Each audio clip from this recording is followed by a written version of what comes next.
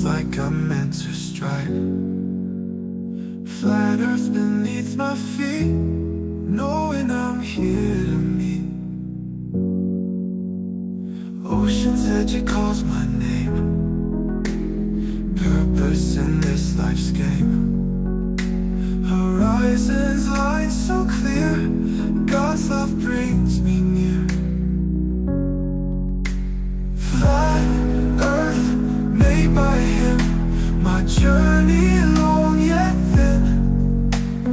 Purpose found in every day, guided by his gentle sway. Mountains tall they stand in. Yo, Fleurs, what's up? Good to see you all. Thank you for coming. I'm glad you could make it. We have Jeff in the house, Michael, Roger, and Ryan. Woohoo! Hello. Glad you guys could make it. Good to see everybody in the YouTube lands. Please hit the likes, share the show. Glad you could make it. And we already have a super chat from Roger Ledwell. Thank you for $2 super says, like the show, folks. Flats works hard for tits. I mean, hits. Did you say teeth? Teeth. Thank you for that. No, You're no problem. It was just an inside joke, guys, by the way. Okay. So anyway. Darn it. But thank you for the super chat. Really appreciate it, Roger. Appreciate all of you guys. Hit the likes, share the show. Roger, you rock. Tonight we're going to have a chat. Roger is the rock. The Rock. The rock. Yeah. Tonight we're just going to have a chat. Tonight is just, nothing really planned. But I am going to say I was wrong about. Yeah, but I have to say I was wrong about something, guys. A few nights. What would that be? Yeah, I remember. I'm never wrong. No. How dare I? Always wrong. Jeez, how dare you, bro? How dare you? I'm always wrong. Well, go on. We can't wait to Anyway, hear. I made a bit of a faux pas. A fox paw. A fox paw. Anyway, Aww. you see this on screen, everybody? Yes, I do. We see That a screen, lighthouse. so- Now, we were talking about the lighthouse, okay? And I seem to have got the distance wrong because I gave the distance to the pub and not the lighthouse.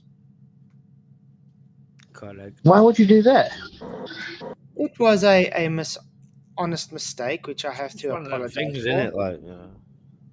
And I have to correct it. So I'm correcting it and saying, guys, sorry, I got it wrong. There we go. This is what we were talking about at the lighthouse. This And is unacceptable. I gave 12. Yeah, it's unacceptable. I gave a distance of 12 kilometers, where it's wrong. It was supposed to be about 9.5 kilometers. Yeah, that's about 9.6. That still doesn't change anything, does it? No. Not really, but the point is that the Globers will go into, oh, you're just wrong, you're giving wrong information, blah, blah, blah, blah, blah, and you don't care about truth. So, you know what? I do care about truth, and I'm going to correct myself. I was wrong. I did give the wrong distance. Not that it changes that you should see anything, though. And I thought maybe we can just go through different heights based on the Earth curve calculator to show that, yeah, you're still not supposed to be seeing what we see, even if we are above mean sea level at 2 meters. You guys up for that quickly? Sure. Let's do it. Cool. So, as you can see on screen, the lighthouse, you can see on the left that clear that says lighthouse at Spurn Point. That is someone else who took a photo a few meters away from the lighthouse at low tide, okay? You can see right to the bottom. Everybody can agree with me? Yeah. There's I no see a bottom, yeah. Yeah, there's no blockage, nothing. Now, the one on the right, that's a bit blurrier, that is taken by Tinfoil Hat Man at the correct distance, 6 miles away. Okay? Mm. So that is about 9.6 kilometers away, not 12 kilometers, just to tell you guys that. And we are able to see the same. You guys would agree with that? Most definitely. And that should not be possible on a globe. So I was thinking, let's start with this. The lowest we can go on the advanced Earth curve calculator, because he was actually minus 2 meters in a hole, in a ditch. But not his Not his scope. not his like center of his scope. Yeah, that's what I'm saying. So it's fine. We're gonna say the tripod legs were 2 meters deep, okay? But we can't go 2 meters deep on the advanced Earth curve calculator. So we will go and do it at the lowest we can, which would be literally a millimeter off. Can we address this though? Like, why Yeah. can't you go below 0? Because his advanced Earth curve calculator works off of mean sea level to give their curve. Oh, I see. Yeah, but you can be below mean sea level on Earth. Yeah, Yeah, but and they not did. in his calculator. But not in his calculator. You can't calculate distances. Yeah, but that's what I want to address, right? So if you're on a place on Earth that's below sea level, and you are making an observation across a lake that's below sea level, how can you work your observation out on this calculator? Get a better calculator. Yeah, but I think this. Remember, this tells you the flaw that these people have with their logic and their model. Their model is showing a flaw because they can only take it from mean sea level, which is redundant anyway, because by default it's based on the horizontal. Okay. But that's my point. In reality, you can be below sea level. Yep. And Yeah, there's a and that's- reason. Yeah, but there's a reason he doesn't have it set in his calculator. What do you think would happen if he had to put minus in his calculations? Because remember, they've already got blockage from 0. Okay. Now, if you're below that 0, it's going to be blocked more. There's going to be more hidden. Correct? it would be worse. Yeah. Yeah. So that's the reason why they won't put it in. So the globe is out there. You can go talk to Walter Bislin and say, listen here, dude, put some minuses in there because there is minus elevation in reality. So therefore, if you want to have it more accurate, put minuses in. But it's going to make it even worse for them. But it's okay. And this were also my point as well, right? Ballers claim that Google Earth is the most accurate representation of their model. Yep. So if Google Earth says you're in minus... Yeah, we're in the ground, in other words. How does a baller try and claim that you're not in minus? You might as well throw your Google Earth in bin then, aren't you? Uh-huh. So this kind of makes Walter Bislin's calculator redundant. Yeah, I think Mr. Cheswick said the same thing What's too. up, man? I haven't seen you in a while. What's going on, guys? Hey, Five. Oh, I had refugees from the storm. Wow, really? Yeah, I don't know if you know Mojo Shop. Him and somebody he was with stopped by here the other night, and on their way back up north. So been a little bit indisposed. The guy in chat who says Spain Lighthouse is 35 No, but he's got the wrong one. We're talking about former low lighthouse. Yeah, I was just going to say that. Like, that's not what we're talking about. But even that. What are you referencing 35 meters to?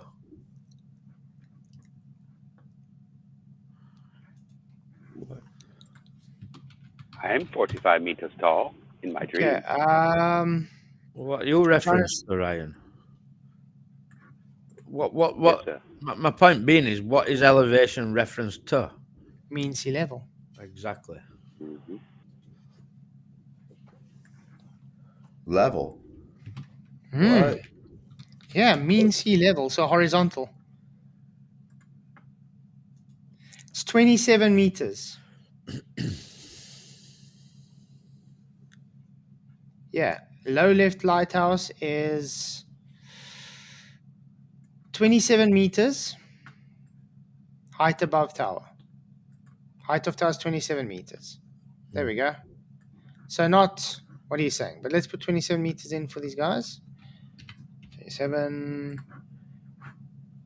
Not that it's going to make a difference because what's blocked is going to stay blocked anyway.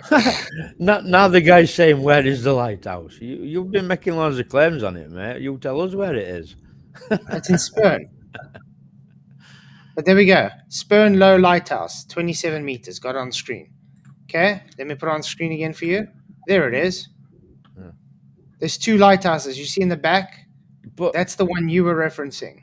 27 meters into its base, so is it? No, it's his height, total height. Yeah.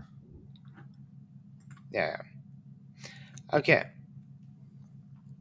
Is that including the above sea level too for the land? Yep. Or is that just the object itself? Okay. That's it. That's what it is. It's usually above mean sea level. So, what have I got on screen? Okay, let's share the screen.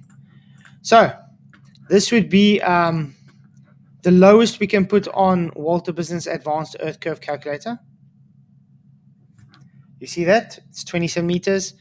So remember, he was actually minus 2 meters, but we can give it as 1 meter because of the height of the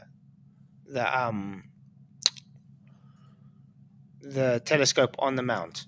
But we're going to first do the lowest, okay? So he's actually lower than this in reality. The target distance is 9.6 kilometers away. See, I've even put the refraction in, correct? What does it say that the horizon is? Can't be far. 0. 1.2 meters away. So that's how far the horizon should be. Let's quickly go look if we can see.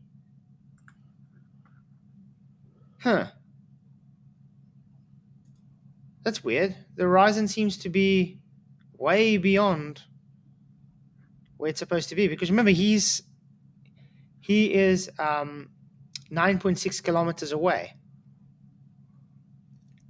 And the horizon is supposed to have been at 1.2 meters away from him. Definitely not 1.2 meters away from him. But that's not the bad thing, though. What else is even worse here, guys? What does this hidden say?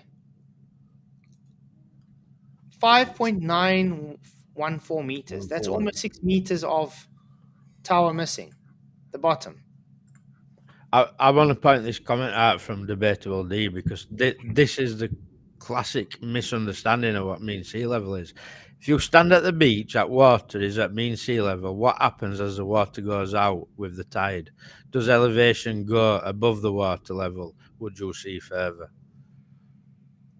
Why would you think that your elevations change when tide's gone out? It doesn't. Elevation profiles are based off of mean sea level. Debatable D. So the water at mean sea level is 0. Always. That's the 0 horizontal baseline. There's still land below that 0. So when the water's gone out and the person's gone below that 0, it means your curve that's based on mean sea level has been now shown redundant.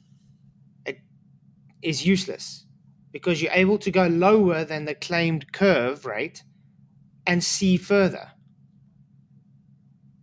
You get it?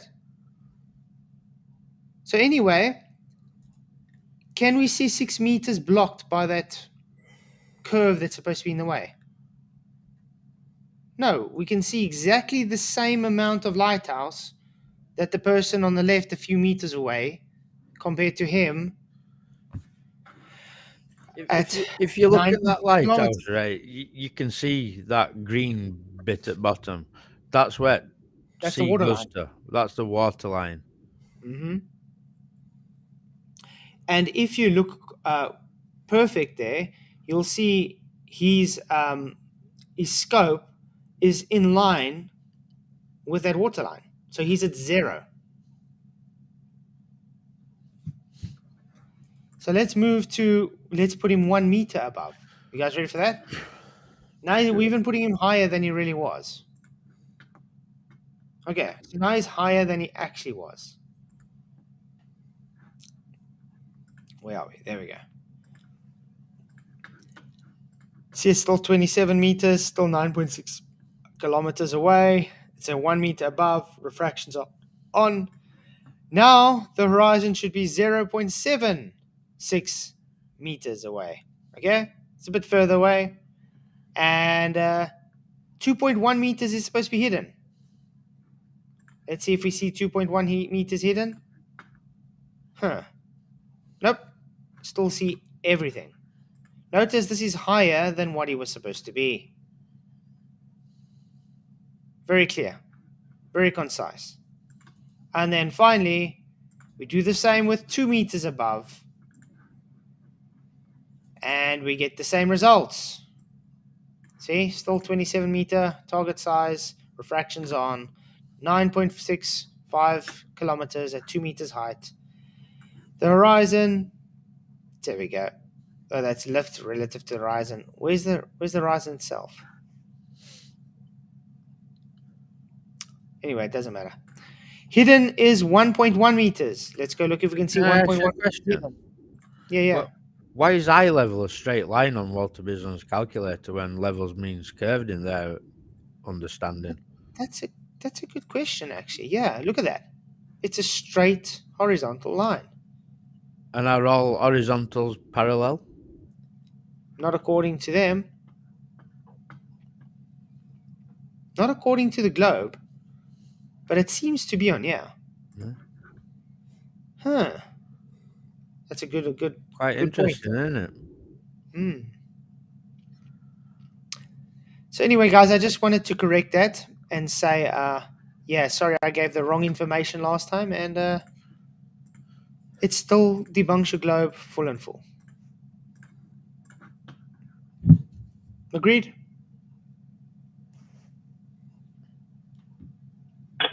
Agreed. There we go. But it's good to see you all. And how's it going, Dave? How's the fantastic. You found the aliens yet? No, none yet. I got an alien coming over to fix my Jeep in a little while. My starter went out. So A Mexican.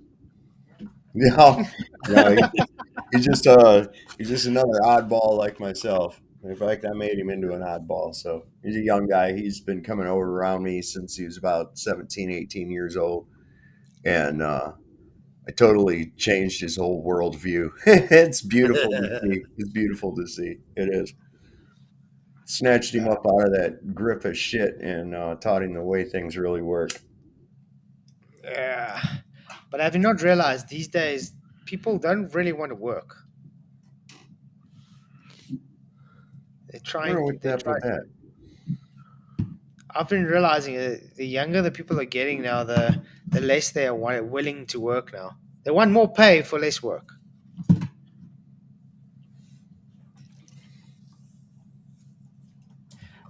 Debatable says eye line is straight, but not necessarily respond to it. But horizontal is straight.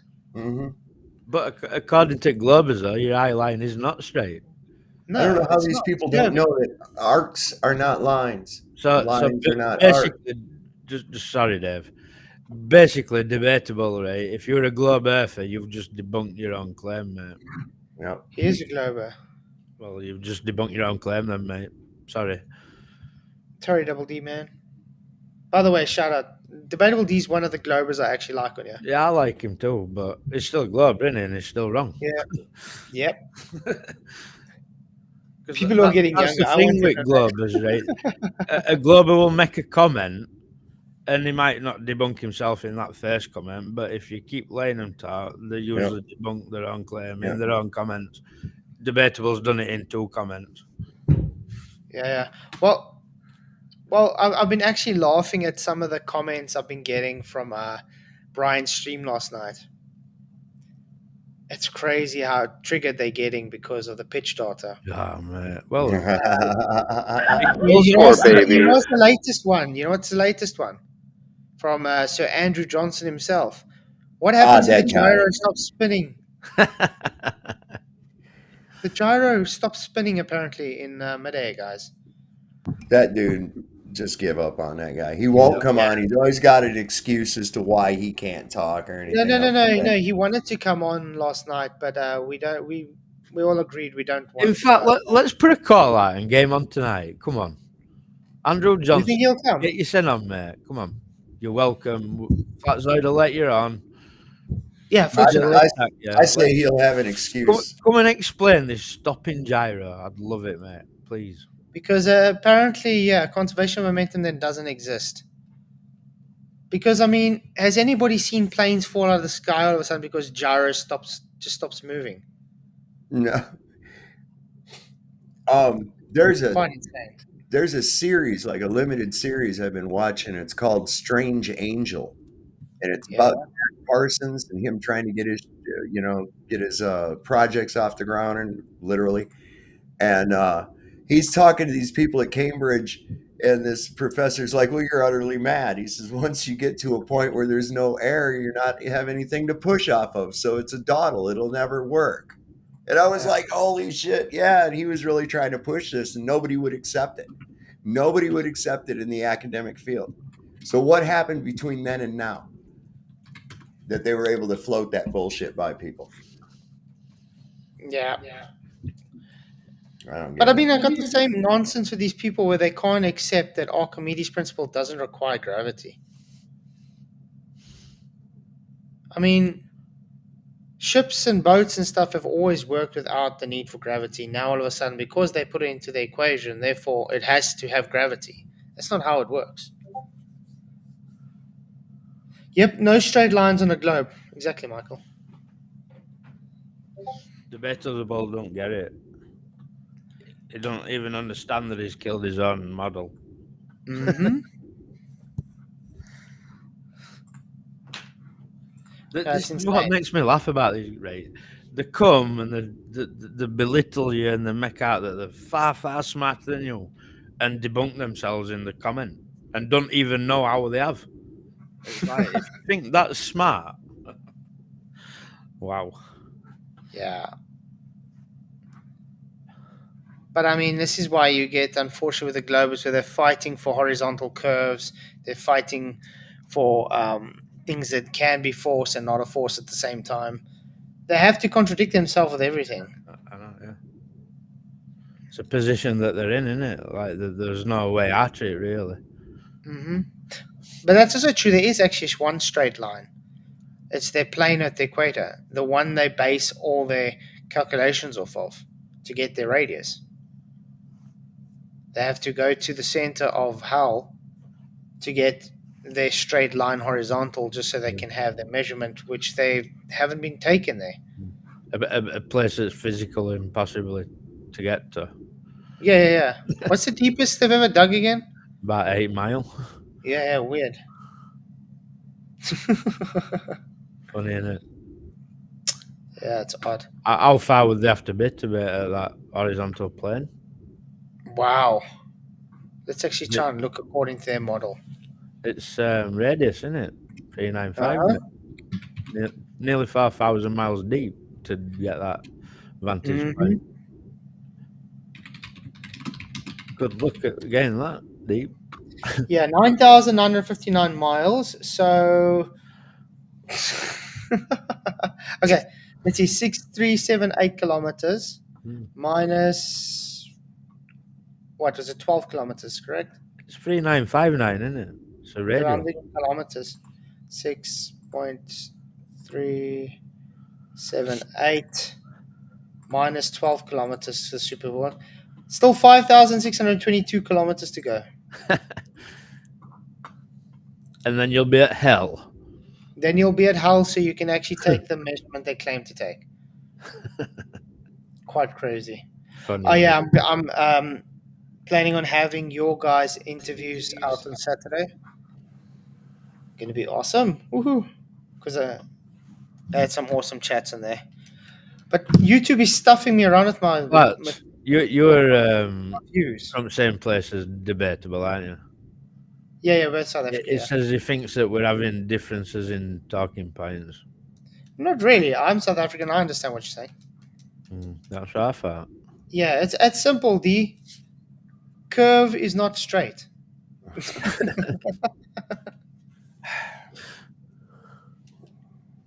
So yeah. So yeah, I'm gonna have your meet. But like I say, YouTube's busy messing around with my views on that video. After I had 1.5k views on it. The next day, all of a sudden, went down to 1.2. Then it built up again to 1.4, and it's back down to 1.2 again today. Yeah, and I think it's going up to 1.3 again. I'm now scared to look tomorrow back to 1.2 again or something. Why are they taking my views away? So that means it's supposed to have over 2k views already. It's because YouTube's the devil. I'm telling you right now, man. So yeah, because after the stream, I'm probably going to have to get YouTube to do a manual check to see if it is friendly for advertisers. If you're listening to this, can you please get YouTube to sort this view thing out, because it's happening with all my videos, just taking views away. I don't know why. Every video and stream I do. You should be able to challenge that though, because you're like a partner, aren't you, if you monetize? Yeah, I have been monetized. Like, I'm not like, so me complaining, not me. No, I just don't understand why it does that though. You should be able to complain about it because I heard it's not just because I heard it's not just me. No, it's happening to everybody. Well. Oh, it happens. It's not just views. It's likes, subs. Everything's going up. And everything's getting less. Yeah, even my likes and stuff. My view hours, everything has just dropped. It's like just goes crazy down. I've noticed when I'm trying to like people's video and it's on 0 likes and I'm first one there and I click like, it still says 0. And I still get daily people telling me they just unsubbed from me for no reason. They're waiting for my show and my show's not popping up, and then later they have to search and say, oh, but I see I'm unsubbed. Huh? Yeah, they're just unsubbed. Yeah. Well, you're dealing with an unscrupulous platform. We already know they're unscrupulous. We've seen their behavior in the past. It's just like, yeah, they're screwing you, Keith. That's what's going on, and they don't care. You can say, hey, you're screwing me, and they're going to go, yeah, we know. What are you going to do about it? You're a flat earther. Yeah. What are you going to do about it, right? Ask these votes, guys. 44 votes. You as a Glober defender understand the argument, okay? 7% says, yes, I do. It means no curve. Brilliant. 14%, this is the one where it bothers me. 14% of people say, no, I am too limited to think logical. They actually clicked that. Wow. And they're proud of it. And then 80% said, I'm a flat earther, so I know it. So this collective insanity is increasing. It's getting worse. That could well be Andrew Johnson just on his own. Yeah, he's a jackass. He doesn't have anything at all. All he does is snipe in the comment sections. I tell him, go fight it. I'm messaging because he cried again. Oh, nobody wants me there. Blah blah blah. Like, probably because you're an asshole, dude. That's what happens. Hey, should we invite Bill to the party? No. Why? Because he's an asshole. That's how life works. Yeah. Nobody wants him here because he forces himself upon you. You have to put up with him daily. One soccer account, another soccer account, all same. Same bullshit. And I don't know if you guys are like me. I'm getting really tired of all this negativity the whole time. I don't want to fight with the Globers. I don't want to call them names and stuff, but they pull it out of you because they're so dishonest. You know what I mean? But Roger Liddell, thank you for your $2 super chat. He says, my grandson thinks you're inside my headphones. Thank you for the super chat, man. You rock. We are inside your headphones. Oh. Hey, Guns. Good to see you, man. But yeah, I don't know. I'm kind of getting irritated with all this negativity of this whole Flat Earth Globe Arena thing. I've been sick of it for a long time, right? Because it never stops. The drama never stops. It's always fighting with other flat earthers, always fighting with Globers, always trying to figure out what's going on. It's like, when can you just have normal conversations? You don't agree with them. I mean, look at the other night when we had that other guy on. We show him what he says is impossible, He just hand waves dismisses it. Says no, we're not showing him what he said. You know what I mean? It's like we just literally showed you multiple demonstrations that you said was impossible.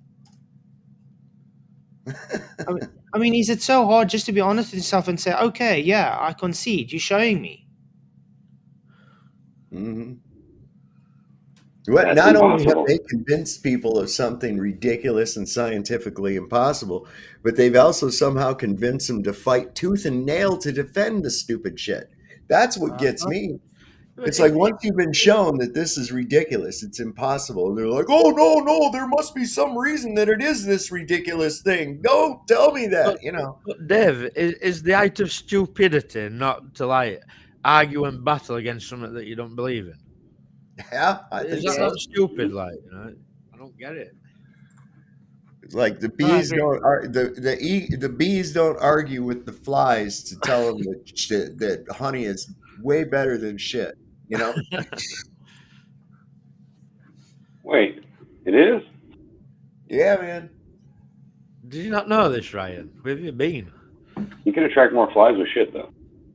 Yeah, but you'll never attract any with Just Shinola. saying. You can attract more flies with Craig above a turd. Well, I mean, Yeah,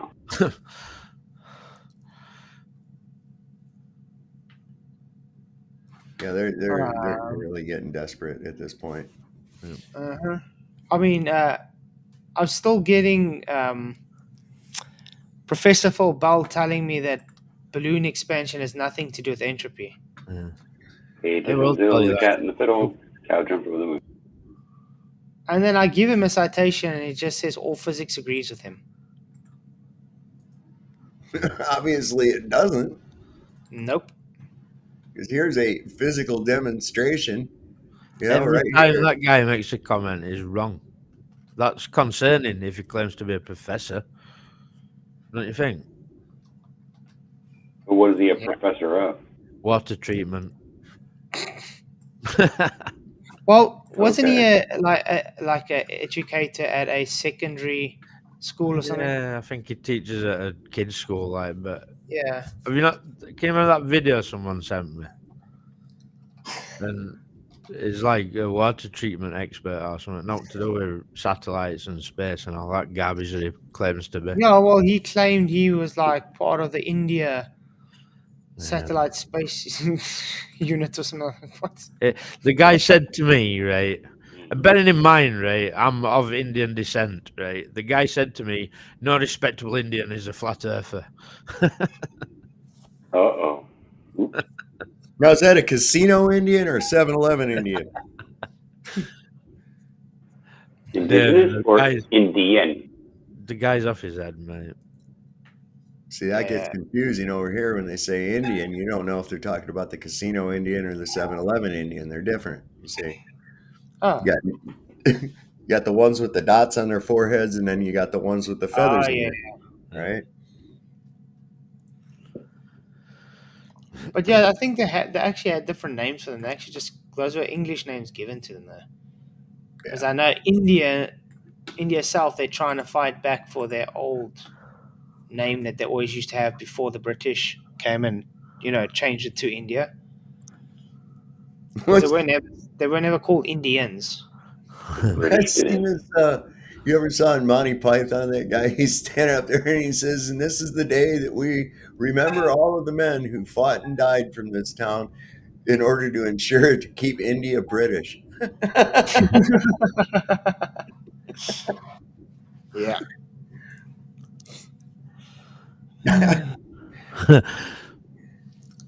If anybody wants to come in and have a discussion, the link is up there. I'm trying to get this guy on Facebook, this Neil Yoder character, man. I just shared the show and told him and tagged him and said, you should join this stream right now. He's trying to tell me how I don't know science. I said, well, just give me one scientifically verifiable proof of the globe. That's all I'm asking for, right? And he says, well, the maps. And I said, cartography is not science, asshole. Okay. I said, scientifically verifiable proof. Right. And then he starts wanting to talk about the sky. And I said, I thought you were trying to prove the earth was a globe. What are you talking about the sky for now again? What is wrong with you? He can't get it. He says, but the math. I said, math is not science. Okay, math is not science. Math is used in science. But if you think that math is science, then you think that accountants are scientists. Okay. Good answer. I mean, I don't know what's so hard for these people. Hey, thank you, Heracles, for becoming a member. Really appreciate it, man. You rock. You rock. You rock. Appreciate all my members, by the way. Thank you for all your support. You guys are awesome. Awesomeness. Really appreciate it. But yeah, I mean, what did I want to say? What are we talking about? Idiots. My mind is just hit the blank. They've run about a guy trying to Science. yeah, maths, Yeah. guy and This all is that. the same. Yeah, this is the same. When I was like, hey Ryan, remember when we were like, Dave. remember Ryan when we were talking to FTFE when you guys were on there? I mean, I only gave the last 10 minutes of that because the first 10 minutes of that it didn't record the sound. But anyway, in that part, I asked FTFE, what is the scientific hypothesis and experiment for proving Earth rotation? And he says we got the focal pendulum at different locations. So okay, what's your IV location? I say okay, fine. So location changes drift. He says yes. So I say okay, so not Earth curve then. Not Earth spin. He says no, that is caused by Coriolis. I said but your IV is not Coriolis. Your IV is the location. The guy couldn't get in his head. They just correlate things. You should have heard what he said afterwards, after we left. Do you remember that? He told everybody how we were dumb and he wrecked us. I was like, "You're funny, bro." You remember that debate he had with Mitchell? You know when he said, "Is that your hand?" That one? Yeah, 10 centimeters. It's refracted. Well, Mitchell's trying to nail him on scientific method, and Craig starts claiming, well, the different places that I've observed star from, and then he moves on to Foucault's pendulum. Yep. As part of his scientific method, you know what I mean? So thank you, whoever he's observing stars, and then he moves on to Foucault's pendulum. It's like the guy's got no clue what he's talking about when it comes to science. Really, exactly. So I say thank you, Hercules, for gifting 5 memberships. Wow, really appreciate it, man. Hercules, awesome. you rock. Hercules is awesome. Thank you very much. You appreciate it. And hey, Stry, good to see you. Hi. So since this seems like a slow stream, maybe we should look at the very best part of Walter Bisland's website, his cat. Oh, okay. Yes. Hi, Jim. Photos. Walter.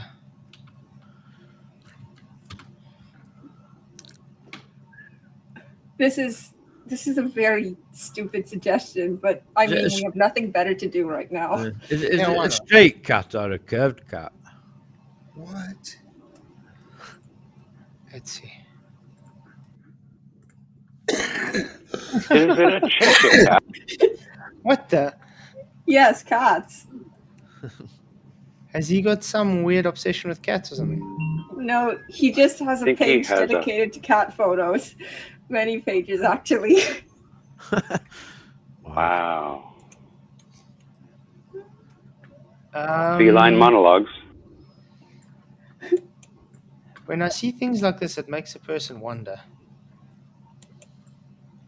Okay. Is he sane? He's got a weird fetish for cats. Oh, come on. He just thinks ginger cat cats photos are cute. He likes ginger cats, to be honest. Well, I have a thing for cookies, so is that really a problem? Oh, it is a cute cat, show. But I'm not really a cat person. I'm more a dog person than a cat, though. Oh, me too. But they're okay, but the thing is, I won't hurt one, but I won't have one. The thing is, they always go somewhere, and then you wonder if they're going to come back. No. No, they act like it's a privilege to have them around. Maybe if you fed them. I kid you not, right? If you saw my mum dealing with her cat, like you'd laugh. It's absolutely bizarre what she does with it. And if you're listening, Mum, you know I'm talking truth.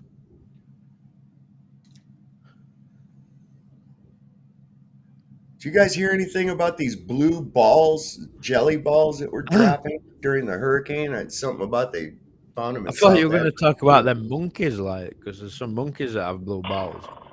Monkeys and Oh balls. no, it's What's like going on here? these blue jelly balls or something that fell. Just finding out about that. Sounds like rubbish. Mr. Chiswick asked, did we see or review the Meet Elizabeth Acosta video from dude from Duffy? Oh, no. Oh yeah, if you do, watch the chat. If you want to see the biggest group of chat bots you've ever seen in your life, they're in that. But right off the bat, I went to watch it last night. I got about 10 minutes into it and went, I can't take this. I just can't. The two fake personalities and all that shit. But first people in the chat, of course, regular cast of characters. Fight the Fat Ass, Toon, McKeegan, they were the first people in the chat. And it's always that way. I'm out of here. I said I'm not even going to bother watching like this. I said, but that's why I still say this whole final experiment thing is just a PR stunt. It's nothing. Well, first he said, "Oh, I got scammed by a flat earther," and in that video talking about that, he'd already talked about 4 people that he knew that had come forward to offer the money for a flat earther to go. Right, but he waits until he gets this one before and accepts that one. One of the people that had offered, he actually knows personally, is a friend of his. That's what he said. Right, so then he ran this thing, and it didn't work. Okay, well, that's we got scammed. So yet another benevolent glober, not any of the people that he had mentioned before, comes out to offer to pay for this chick to go. And I'm like, if people cannot see the stupidity behind this dumb shit, this guy's supposed to be a financial advisor, he's supposed to be a broker, and he got scammed by basically a Nigerian prince email. And then turned around and I mean the whole thing. I mean, this guy is just so full of shit as a Christmas goose. I swear to God. They say Mindshock's channel got nuked. Oh I hope no! he gets it back. It happened to me a few months ago as well. I was just happy enough I was able to get my channel back. I wonder what happened.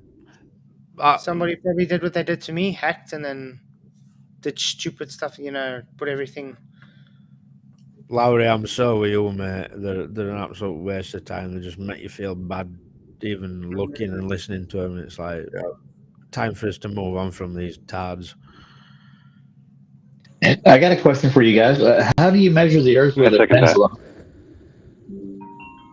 Sorry? And why will a pendulum show the rotation of the Earth, but a helicopter hovering doesn't? Yeah, I don't get that. It's got to be tethered. I still want to know if something is literally supposed to be moving with the moving Earth. How is it supposed to be doing what they claim? Right. It's not separate to the reference frame. Where a helicopter is separate, an aeroplane is separate. It doesn't matter though, does it? They're claiming Earth's rotating underneath a pendulum. So we just nail them on that. Well, if Earth's rotating under a pendulum, it does it under planes and helicopters and balloons and blah blah blah. You game over. So we don't see that. Yep. Well, I got a port swing. How come it doesn't declinate when I swing? So Craig can shove his pendulum up his bumhole. But like I said, we got 4 here in South Africa. None of them are in commission. They haven't been for the last easy 25 years. They weren't set up right. That's No, it's because they don't work. No kidding. Because it's so finicky to make it do what you need to do. And our power that keeps going won't work anyway, because it requires power to keep it moving. So yeah, it's weird. The conservation of momentum that they claim is just out the window when you don't have outside influence doing anything to move it. We have infinite conservation of momentum. We're still spending billions of years later after we formed this planet. If Earth's movement affected a pendulum, then shouldn't Earth's movement start a pendulum into motion? What got it going into motion in the first place? That's my point, Dave. They gave it a shift. If the motion of Earth affects what a pendulum does, then it should start it, shouldn't it? One would think so eventually. Yes, anything Yeah, hanging you'd think so. eventually. But you know what? It's insane. They just keep coming up with stories that they can't back up at all. It's really stupid. I mean, I was laughing the other day. I heard of they found a star. They call it a Methuselah star. Or something. It's older than the universe. What, older than the thing it's in? Yeah. Wow. So they now named now they're trying to figure out. Oh, the math must be wrong somewhere because it debunks their Big Bang. And Yeah. then it's like, no, let's try and work out there must be something because of the composition or something and blah, blah, blah. And now they've done some calculations and now it just fits just into the universe time frame. Just because it didn't fit the first time. So now they had to fudge new numbers to make it fit. They always do this. They always make some God of the gaps argument because they find things that don't fit what they originally have. And then lo and behold, our predictions worked out. Yeah, all of us it's like magic. It's weird. So I was just thinking of some commonalities involved between your channel getting hit like that and Mindshock's getting hit like that. Who have both channels relentlessly gone after and exposed as an idiot? Make a There's another one though too. Yep. Coincidence? I think there's a little smoke there, man. I think there's a little smoke there. Because Weird it's when stuff. you start fucking with them, people's computers and shit start screwing up. It's really weird. And I'll go a step further. If I were to choose between two who were behind it, I'd go with McToon, 100%. Yeah, I'm more McToon than FTFE in this. That guy is a piece of work. That's one guy I don't trust at all. Uh-uh. Sorry to say, but McToon is not a guy I trust. With like nothing. The guy reminds you of some weird. When you watch like a movie of some psycho serial killer. Yeah. He reminds me of one of those guys. He acts like he's all nice and stuff with people, but in the background he's very shady. 1 hour photo. You ever saw that with Robin Williams? Oh yeah. Yeah, he that was a creepy dude. movie. Yeah. It was like 1 hour photo, dude, man. I mean, McToon makes fun of flat earthers almost as much as FDFE. He just doesn't do it to their faces as much. But the thing is, McToon is always in the middle of everything. Yep. Where there's smoke, there's fire, and McToon's always there. Yep. I just had one question, guys. They named Thor after a biblical character and claim it's older than the universe. Because of the age, yeah. Yeah. Strange.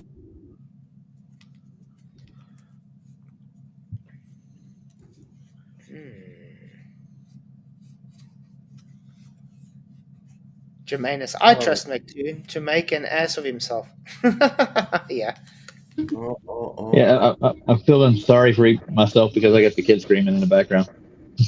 I feel like refracted curvature over here. There were people complaining about that on the channel, like he needed not to have his kids there while he was doing the show. So. That's a shame. I guess I don't know. Horrible. What kind of asshole says something like that?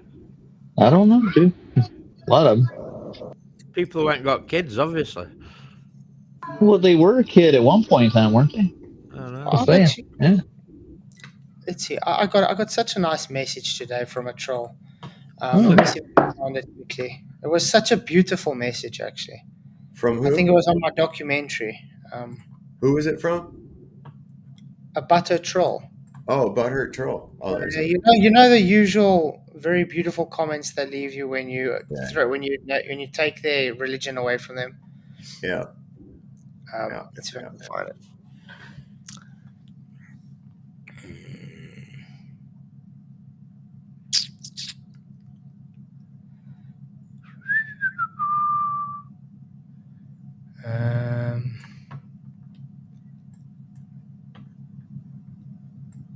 Even you got a a fan, Sov. Oh, no. King Kong LaQuisha. I love that Yes. Sov is acting like a psychoanalyst of the documentary. Yeah, I think I He's one of replied them. to that. He's one of the most delusional, narcissistic, insufferable flat earthers out there. Every time he tries to analyze people's behavior, I laugh out loud because it's so far from the truth. You'd think he's never interacted with people outside of a flat earth discourse. What the? Yeah. We all went through the public school system. We were all taught the same thing. We just thought about it. We interact with people all day long. It doesn't matter if you're flat earth or not. So I guess we're just trying to pigeonhole people. That's exactly it. I was just going to say that, Roger. That's exactly what they're doing. They're pigeonholing people. And that's the first thing you do is you separate them. Okay, all flat earthers are this, that, and the other. It's like going, all Mexicans are this, that, and the other. All Chinese are this, that, and the other. Next step is to dehumanize that segregated group. And then it makes it easier for people to go ahead and just be utter shits to them. You see, by dehumanizing. It's just a tactic. I think it's pathetic. It's funny as hell. And I point it out when I see it happen. Okay, I had a question. It was actually on Brian's thing last night. Simon6488 says, I subscribed and I couldn't chat during the live. So I just told him that's a lie. And then, Legend Row. This is what is. This I is the tried, kind of but they wouldn't let me. Legend Row says, it's sad to think a woman saw any value in you and let you knock her up. That's funny. Just classic troll comments. Yeah, it's like, I'm laughing. I'm thinking to myself, what compels a person to say stuff like that? So when you don't, the power of Christ compels you. Yeah, it's just a like, generic hate comment. You could put it on any video, even if it's not related to flat Earth.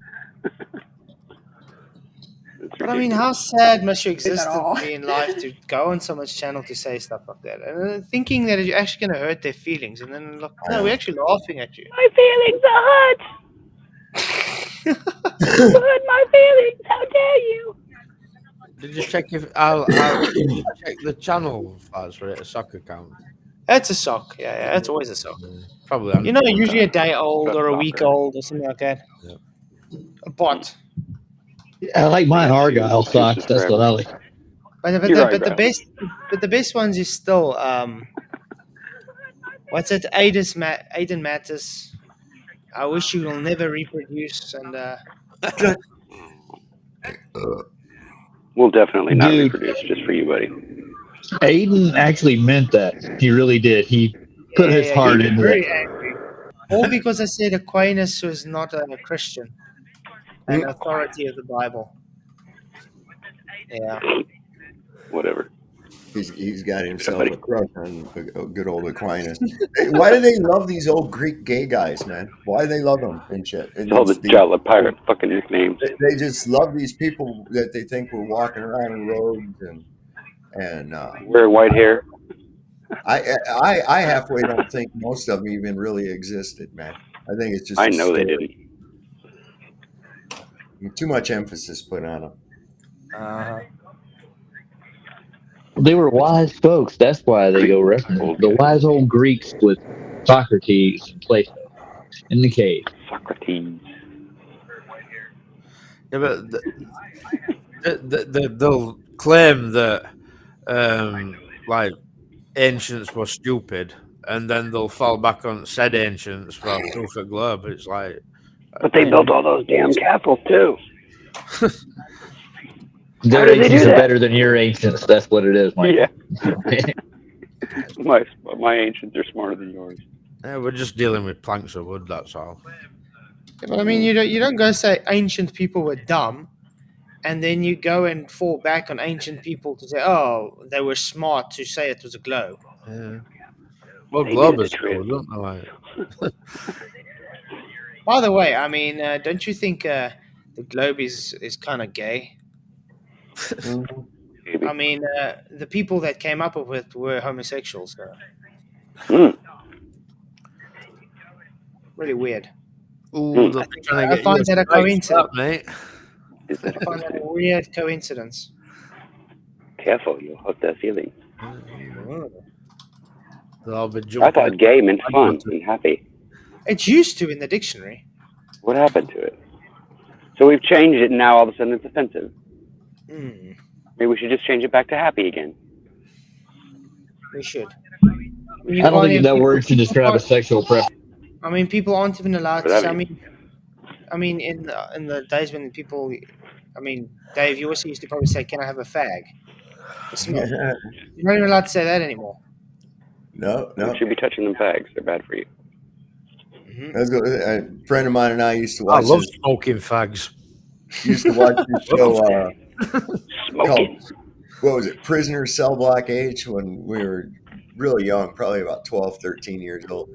And we see that on BBC, Prisoner Cell Block H, and one of them say, "Yeah, give me a fag or I'll smash your face," you know. And I was like, "Oh my God," we'd laugh. God, they want a fag, you know. Yeah. Beavis and Butthead all over the place. Fags. How they laugh? Yeah, fire. Yeah, Pipe down, you. The cartoons those days are so different today. God, butthead. I know. Roger, control your buddy. I can't, dude. He's too far away from me. Keep your penis away. Hey, calm down, fart knocker. Ryan, are you having fun? What is he actually sorry. doing? I'm sorry. I'm He's trimming my tree, harvesting sir. these, Looks like he's fishing in his own bag of weed. I'm trimming my tree. trimming your tree. I'm trimming it, sir. Yes, sir. See, I have a bag full of little things here. Don't show Sean Hawkins. He's going to get very excited, man. A bit Well, jello. Oh, boy. Come on over, Sean. I'll share. It's better than food. I'm telling you. Weed. Better than food. Still feeling shit? I haven't seen him Ready Geezer 1. Ready Geezer 1, right? Ready? No, he's changed it back to Sean Hawkins. Oh, is it back to Sean Hawkins again? Yeah, he got too embarrassed as Ready Geezer 1, so he had to put it back to Sean Hawkins. Oh, come on, y'all. Yeah. Why was that? Because one, It he wasn't weren't ready. One, he weren't ready. Two, he weren't a geezer. And three, he weren't number one. You pick one. Not Not bad for free, huh? Not bad at all. Not bad for free. Wow. He gets attracted to free weed all the time. Actually. I'm so angry. Got my Hey, daughter. jealous.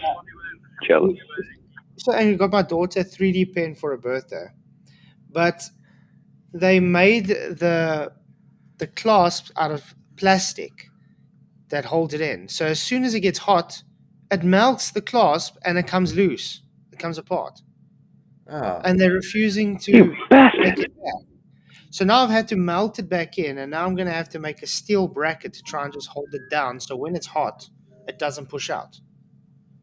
But I mean, how dumb do you have to be? How did that get through R&D? Yeah, how dumb do you have to be to make something, know it's going to get hot, and say, you know what? I'm going to use a composite that's going to melt.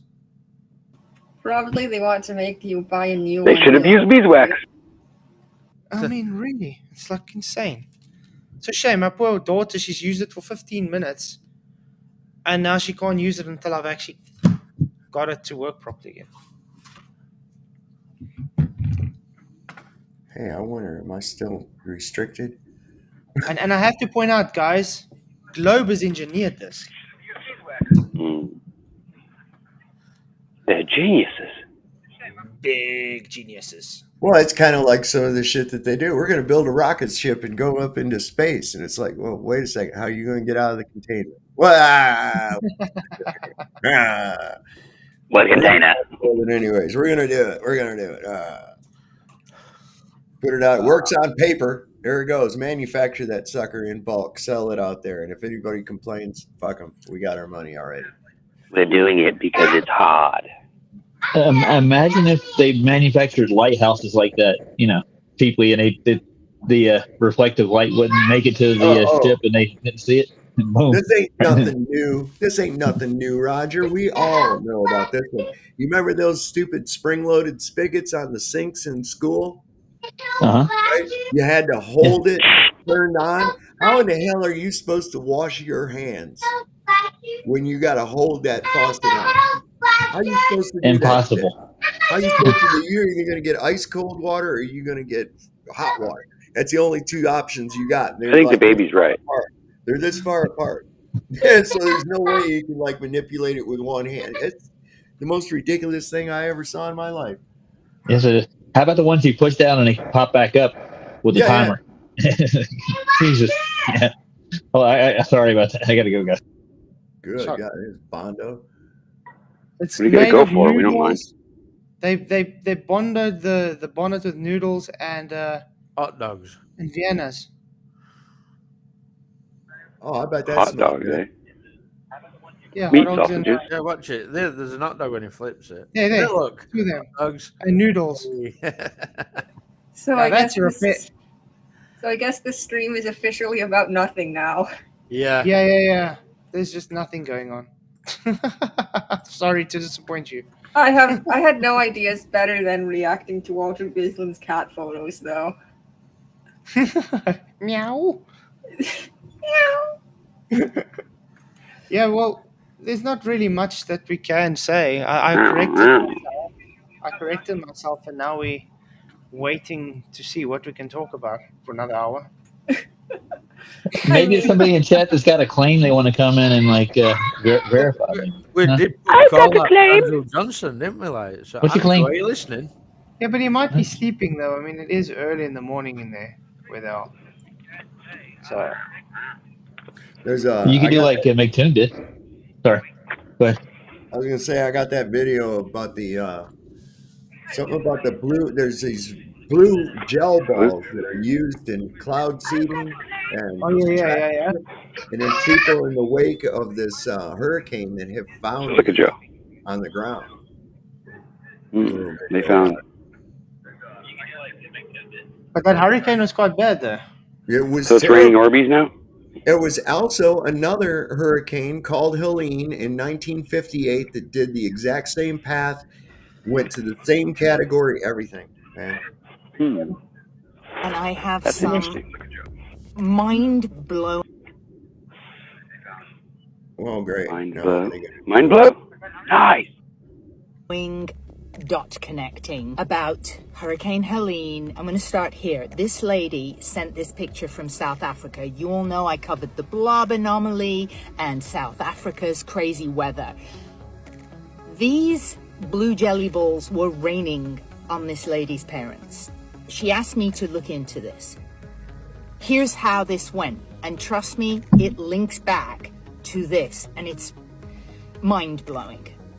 I start to look into the jelly balls. Knowing it's not a craft project raining from the sky, I move on. I find that this is not the first time that blue jelly balls have been raining from the sky. This was 2012. We'll get back to that. I came across this. Blue jelly balls look kind of similar, and this is talking about how we could be drinking from water bottles made of these like gummy balls. Sounds charming? Let's move on. Thank goodness scientists looked into this and found out it was not marine eggs.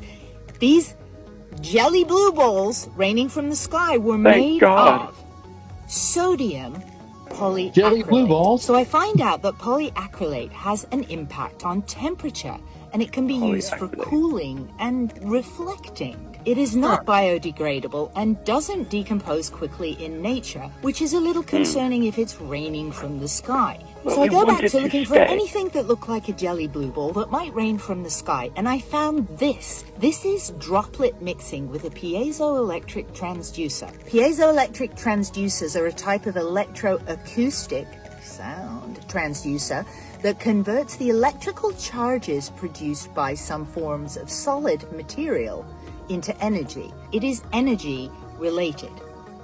Remember that. So, I ask AI, what does this have to do with my blue rainy jelly balls? Cloud seeding. While piezoelectric devices are not directly used for cloud seeding, they can contribute to the technology by helping control or monitor dispersal of the seeding materials like silver iodide, ultrasonic devices. Again, we have a sound element here. They may use piezoelectric transducers to create sound waves. that can influence cloud formation and precipitation. Would you look at those jelly blue balls? Things you never thought you'd say. There's a sciencey description here of how they're intertwined. What's that? That's awesome, You dude. don't get things like chemtrails. What you talking about, man? This is all just conspiracy. Chemtrails. That's a conspiracy theory, even though there's several states in America trying to ban chemtrailing. Exactly. Why they're trying to ban a conspiracy theory? What? To say thank you, Matthew de Rogrio. Thank you for gifting a membership, man. You rock. Woohoo! Really appreciate it. Oh. But importantly, these hydrophilic polymers can absorb large amounts of water. And you're thinking probably right now, what's this got to do with Hurricane Helene? Trust me. So we're energy harvesting. Now, in my video last night, I included lithium mining. I tread carefully there because I had a video banned. Now, here's the important thing, okay? The combination of piezoelectric transducers with blue polyacrylate hydrogels creates innovative solutions for sensing and energy harvesting applications. Again, with the energy harvesting. Trust me, this gets better. Here's where a big lightning bulb went off. So this kind of magical property of converting energy from one source into something else that's usable occurs in certain materials, like quartz. Hold that thought. Again, we all know there's loads of lithium out there. Well, did you know there's a ton of quartz, like $530 billion worth of quartz? You may be aware that the growing use of AI is going to require a staggering amount of power. Well, it turns out that quartz, while not powering AI directly, has properties that enable the hardware that powers AI to function effectively. Okay, we're going to go back to sound now. Another message from South Africa about hearing a strange humming and sound pulsing. Well, guess what else has been heard in some of these freaky storms? I see where she's going. Trumpets, maybe? Gabriel. What? Well, we know it's sound. So, from the comments, I quickly gathered that this sounds like an instrument called a shofar. Here's what that sounds like. Definitely very similar. Wrapping this journey that we've just been on, thanks to the jelly blue balls, some experimental weather modification techniques involve ultrasonic devices, which may use piezoelectric transducers to create sound waves that can influence cloud formation and precipitation. Is this They can influence lightning, too. Have you ever seen them cloud patterns that look like sound waves?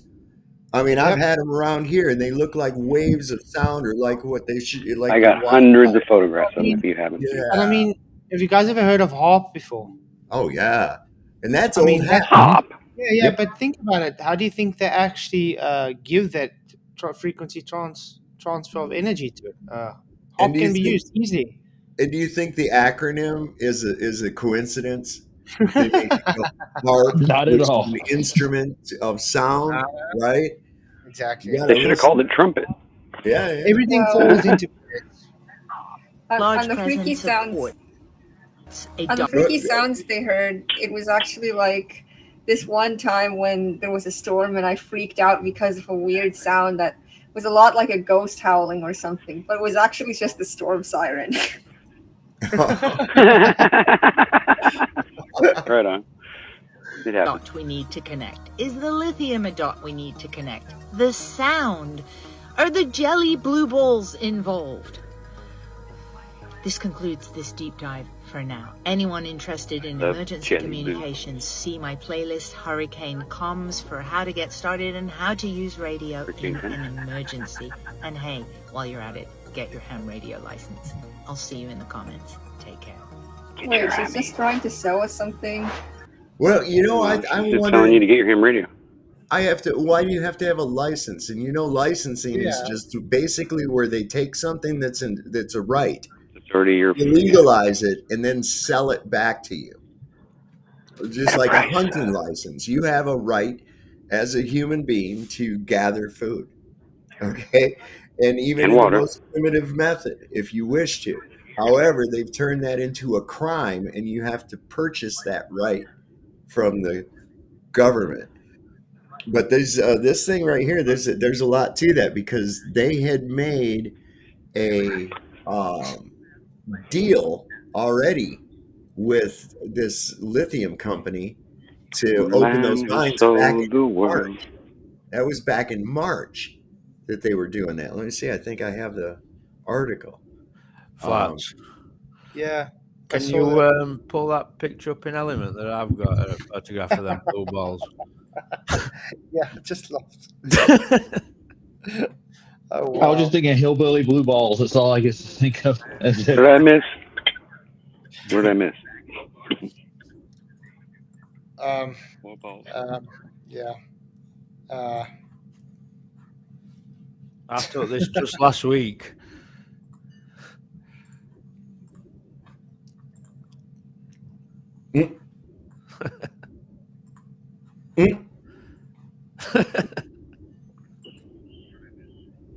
Blue balls. Because it has balls. Why Hello. are you Yes, looking it has at blue this? balls. It says balls. He said balls. We're guys. We just think balls are This funny. is that thing I Yeah, got backstage right okay. now. There, Flatzoid is a screenshot of an article from Daily Mail back in March of this year.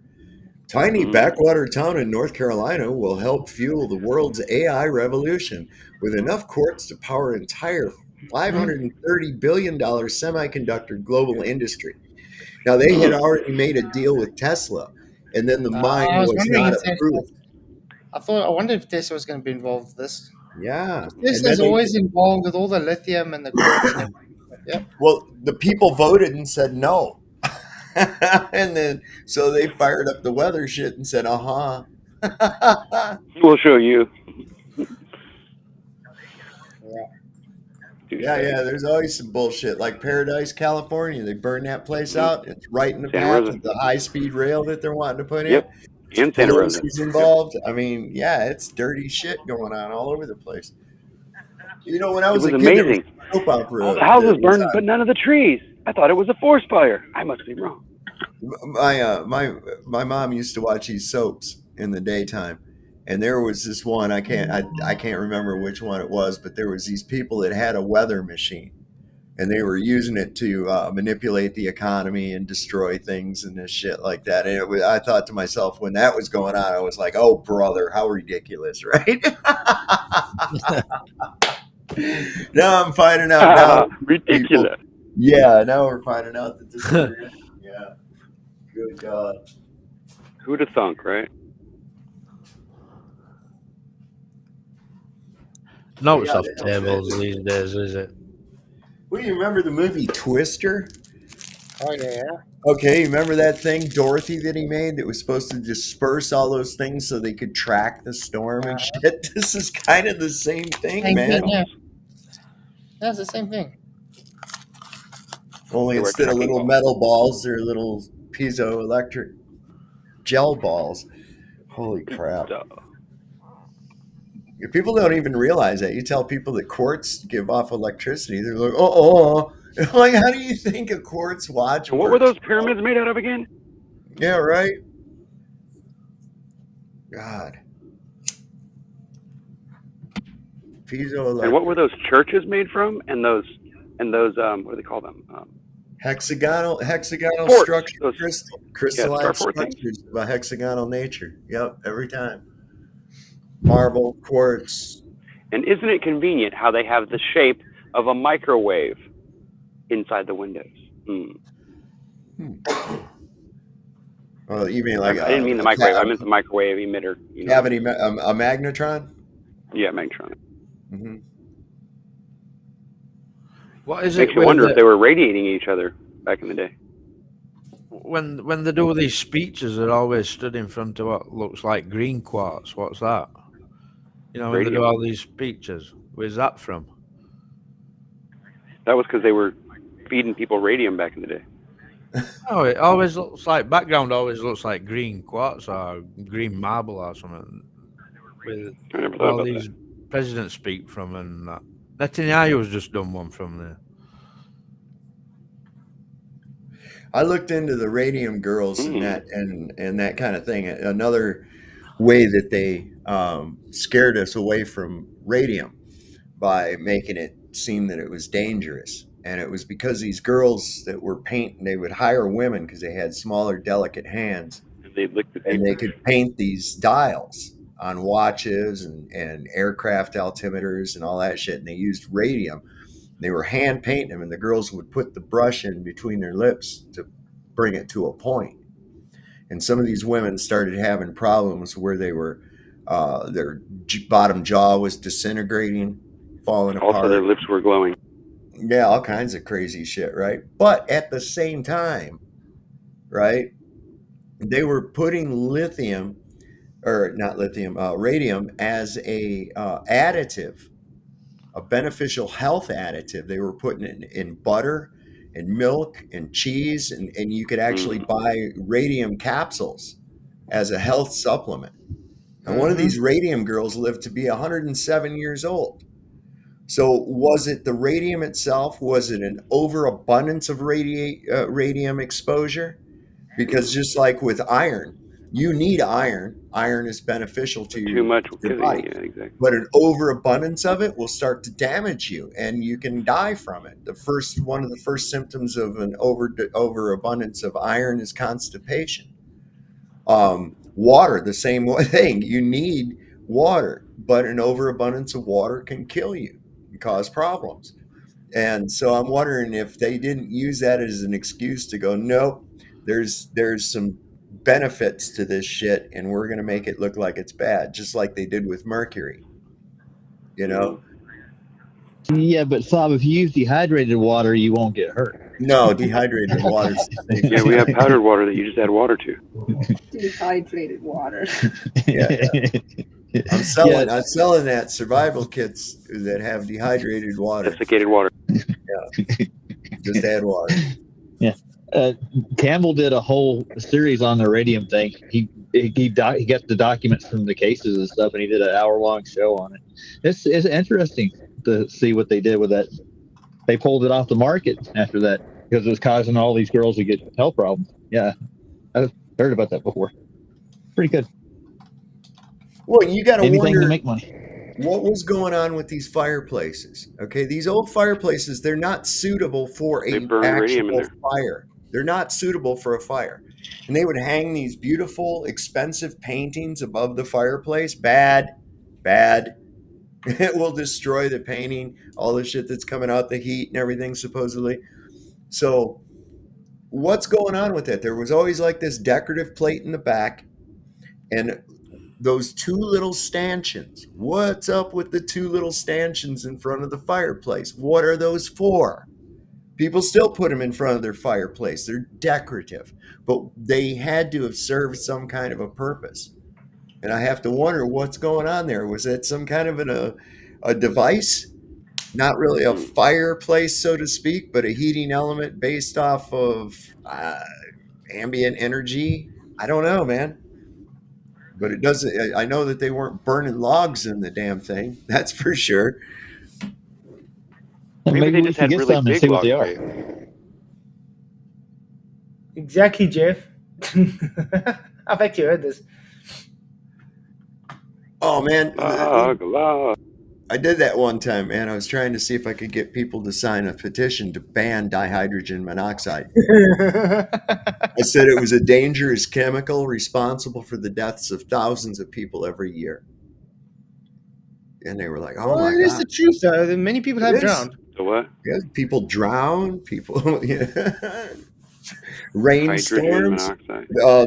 Look at what the dihydrogen monoxide did to all of the people in North Carolina, for instance, right? Quite crazy. And the thing is, the people just sign it and think, yeah, this is bad. In the meantime, you make it sound bad. You know what? And then at the end of the day, it's like, oh, now I can't have drinking water. Why can't I have drinking water? Well, you just ban it. You are not allowed to claim your own water. Like carbon, oh God. And it's like, wait a second, carbon is the grass can drink it, but you can't. Everything is made of, man. Everything that lives, plants, you. So when they say they want to eliminate carbon, you're the carbon they want to eliminate. You see? There you go. That's the plan.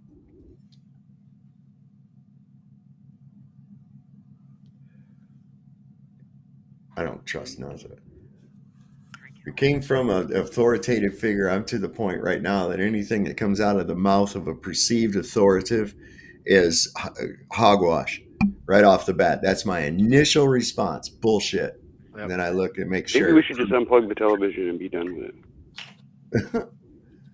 It's like these clowns are putting up there for this latest show here. Now they're really heating into it. This stupid ass selection of a executive officer for our pathetic ass country that we have. And I watch these idiots running around acting like teenagers, bashing on each other for shit. Nobody's saying anything good about what they can do to help alleviate the problems or anything else like that. It's mostly just telling you how bad the other guy is. Oh, that guy eats poop. Well, I'm rubber, you're glue. I mean, it's that bad. It's like little children.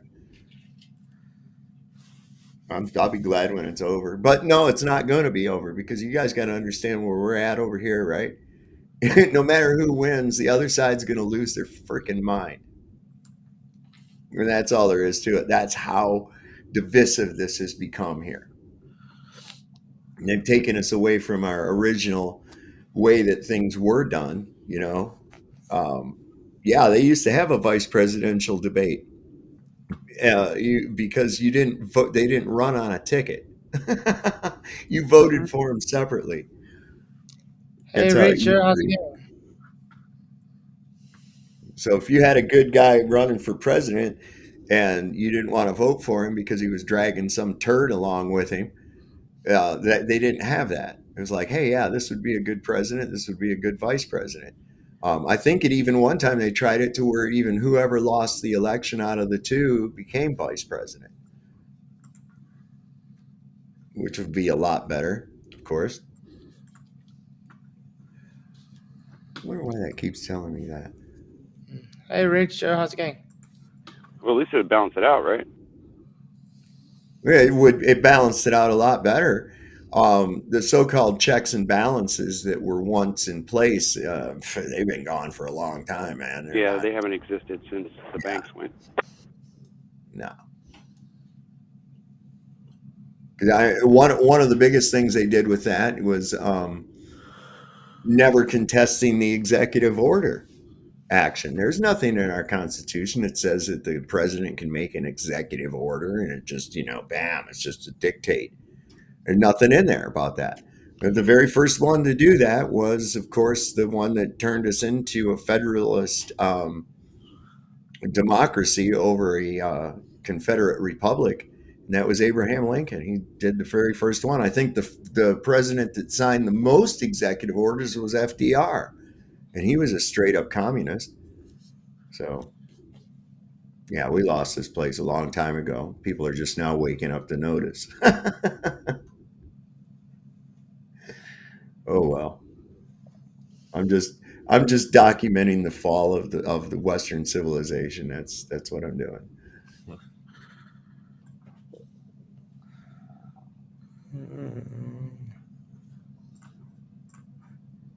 I like it. I mean, what else? Likes it. Tonight's so exciting. No, I like it because it means that Jesus is coming. So I like it. Well, I've been saying for a while the beginning is near. The end is nigh. Nah, it ain't the end. It's the beginning. It's the end of. Can I get chili on those freedom fries, please? Yeah, right. Freedom fries. That was a joke too. Holy crap!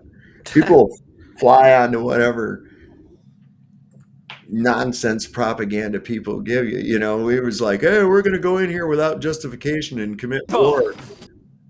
We're just going to go in here and commit war. And France said, no, we're not going to do that. We don't have enough to do it with. So we said, oh, you guys are just chicken. And I was like, oh my God. Near and far. Lend me your ears. I just saw you put your hand on your face, Dave. That's disgusting. Men in tights, swear. Where's Little John? Hey, Andrew Johnson popped in. Oh, what a surprise! He took the Oh, so he has been listening then. There you go, Michael. There's Andrew Johnson for you. Well, I'm changing my name. What's happening, Andrew? How are you tonight? Yeah, hi. Sorry, am I on now? Yeah, man. All right. Sorry, I'm a bit croaky this morning. Yeah, Keith. Yeah, just woken up to a message saying, "Please come on." So yeah. Michael asked for you, so I said, "Okay." Oh, I just thought you're always trying to get on, and we've got nobody to talk to. I was like, let him on, give him a chance. So, jeez, aren't you guys lovely and nice? What you got for us? We are so lovely. Well, you have to give me about 10 minutes for my computer to boot up, and of course, I have no. So you come unprepared, sir. Well, what I did was when I saw the notice, I rang in and said, "Hey, he just woke up, man." I just woke up. It's 6:30 over here, and I just woke up. So did you hear me asking for? No. Tell you? I left him a message. Keith messaged me. I haven't seen anything of what you talked about. Hey, sorry.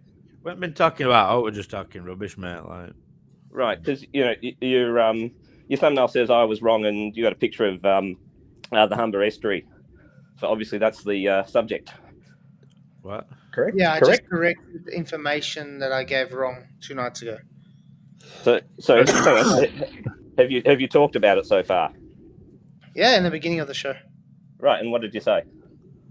I gave the correct information. Yeah, well, you're gonna have to tell me what you said.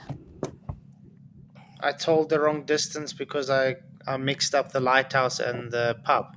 So I gave the correct distance. Okay. So that's like the last time you admitted you're wrong, where it was a tiny little mistake, not a big blunder. No. Yep. So you doesn't change the fact. It doesn't change the fact you should still see. You shouldn't see the bottom of the lighthouse. So. Right. So you got at one point you were talking about the lighthouse, but you had the distance to the pub, something like that. Yeah. Gotcha. All right. Because the one to the pub was 12 kilometers, and to the lighthouse was what, about almost 10 kilometers. Right. 9.6 kilometers. Yeah. Off the top of my head, I thought the pub was 12. I thought it was about 7 miles, about 12 k's. Snake is long. To be honest, I can't remember how far away it is. Hey, can you guys hear me now? Yeah, what's the bridge? Hey, how you doing, Flats? Where'd Andrew go? He just dropped. He probably coming getting his computer ready or something. Yeah. Ah. Yeah. So what's news, Rich? Nothing much. Just checking you guys out. Finally got my mic working. Nice. No more broken mic. Yeah. I think it was the stream, man. What is this? A circus? It is. That's why you were here, Ryan. I am the circus. Are you not entertained? I will entertain you if you don't like it. That's right. AJ's back. That's right. AJ's back. Be entertained. So, Andrew, you're quite convinced that the Earth is a globe. Is that I get that from absolutely. So I don't know. Yeah, I don't know whether I just accidentally kicked myself off then. Yeah, you might have. Yeah. Yeah. So I'm on my phone, so I don't know whether I touched something accidentally. Right. So, what kind of scientifically verifiable proof of a globe Earth do you have? Oh, I've got plenty. I've offered. You know, just one. That's all I've ever been looking for. Is just one scientifically verifiable proof of a globe. Yeah, sure. Measurements of curvature. Measurements is science, but let's be measurement.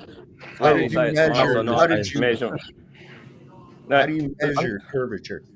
Well, this is the thing. I've made a proposition to Keith saying I want to come on and present something, a couple of things, and I will after I've done that, I will leave him alone. Now I'm not going to get into that argument that topic today.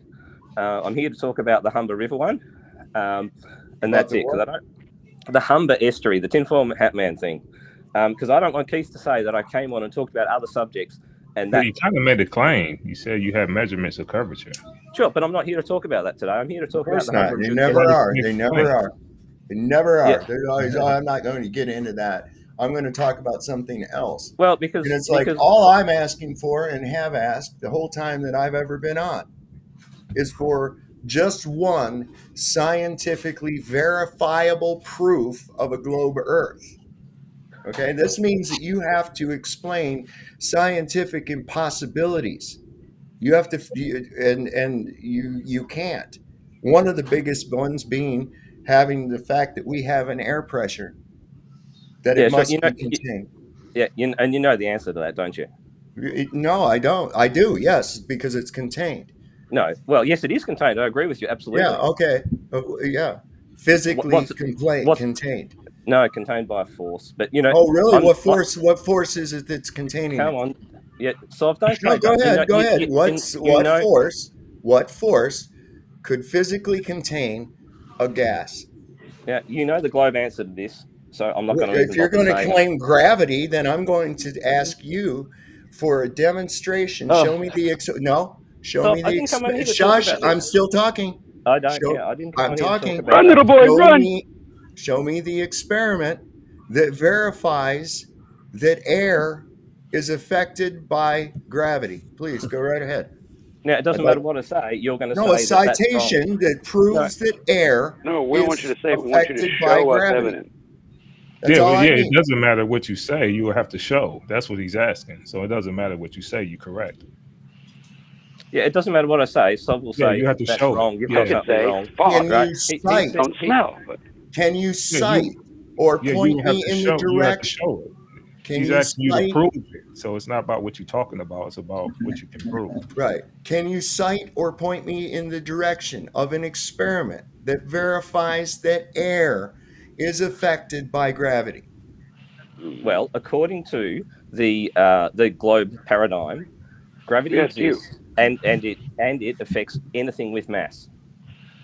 Okay, but there you again, go. There it is. That's a statement. Is that something you've experienced? Hold on. That's a statement.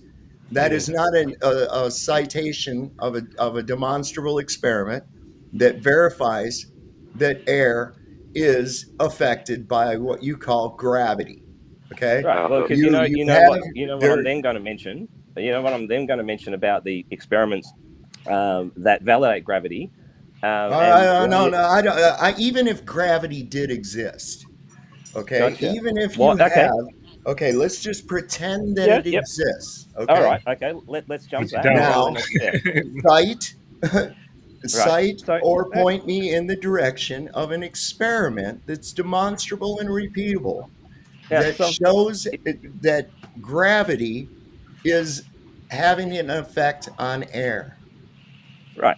Well, okay. If gravity I'm not talking about not generalizations of a myth about mass attracting mass. None of that. I like how he starts his argument.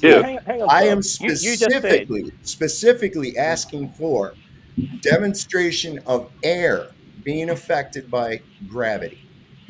Yeah, and gravity affects all mass. Anytime you look that's your claim. I'm asking for the demonstration, the demonstrable, repeatable experimentation that proves that air is affected by gravity. Okay. What's mass then? Now, hang on, just can you just give me a second? My computer is taking forever to load up, so I can't go on camera and show anything until it boots up. But I will present you. Oh, that something's really bad up there. There's some horrible. Andrew, do you want to present whatever you want tomorrow night? Will that be easier? I'll do that tomorrow. Yeah, maybe he'll be ready then because I think it'll be easier. Because then tonight, then maybe tonight you can tell us what mass is. Well, it's matter. That's interesting. But that hissing is still going on. It's gone quiet, but it's still going on in the background. Who's that? Huh? What is you? Are you hearing a really loud hissing? I can hear it, but it's not very loud. But yeah, no, it's gone quiet again. Maybe it's my computer. It's the fans are on. Yeah, maybe it's you pretty much bet your ass that if there's any chaos, it's Roger. I know that. Oh, there's Andrew bringing out his ruler of his measurements of curve. Yeah, my fan on the computer's kicked into overdrive for some reason. So. All right, no problems. When this gets going, I will provide you with a diagram of some way of showing. I can't demonstrate here because I don't have the equipment, but a way of showing that air is affected by gravity. Well, go ahead and just describe it. What method? I'd rather draw a little picture. I don't know why my computer's taking forever. Leave him to do his Oh boy, do you need some crayons, sir? Wait. Drawing a picture describing your hypothesis is not a proper demonstration or a repeatable, demonstrable experiment. Right. So proving the hypothesis. So I could draw a picture of a unicorn, or better yet, a purple elephant flying around. It doesn't make it real. Great. So every time I say something, you go on with about 20 sentences. Can you just give me a chance to say something for a moment? Go ahead, Andrew. So, thank you. So I'm going to draw. Dropped again. Nice. When he hit the crescendo, he's going to come in again. But let's just let him hear him out. Let's just let him hear him out quickly and see what he says. Because he's digging his own hole. That's all we can say. He has no container. I got a pot of his sauce. We can put him in it. But yeah, I think let him present tomorrow what he wants to present. That's right. And just let him get it off his chest because it is probably bothering him. He doesn't sleep at night. Okay. Okay, there we go. I have crayons. Andrew, yeah, try again, man. He's back. Yeah, I don't know why I've dropped out. So when this gets working, I'm going to draw you a picture and describe a very simple experiment so you can demonstrate how air, the atmosphere, is affected by gravity. I don't have the equipment to do it. I probably can't cite anyone who's actually done it, but it is pretty simple. One second, though, do you have a hypothesis? One second. An experiment should be repeatable and testable. So if no one's done it, then I didn't say no one's done it. I'm saying I haven't looked up so that I can said that I draw one too. You've done it, so like you should pass the information on so that I could, if I could get the things, I could do it myself. But you've just said you don't know anybody who's done it. Well, I haven't looked for anyone who done it. It's not been done, has it? If you don't know anybody who's done it, mate. No, I just haven't. You just believe it, Andrew, right? Here's my biggest contention. All right, when I called out for you to come on, I didn't expect you to come with bullshit, man. Come with something, not rubbish.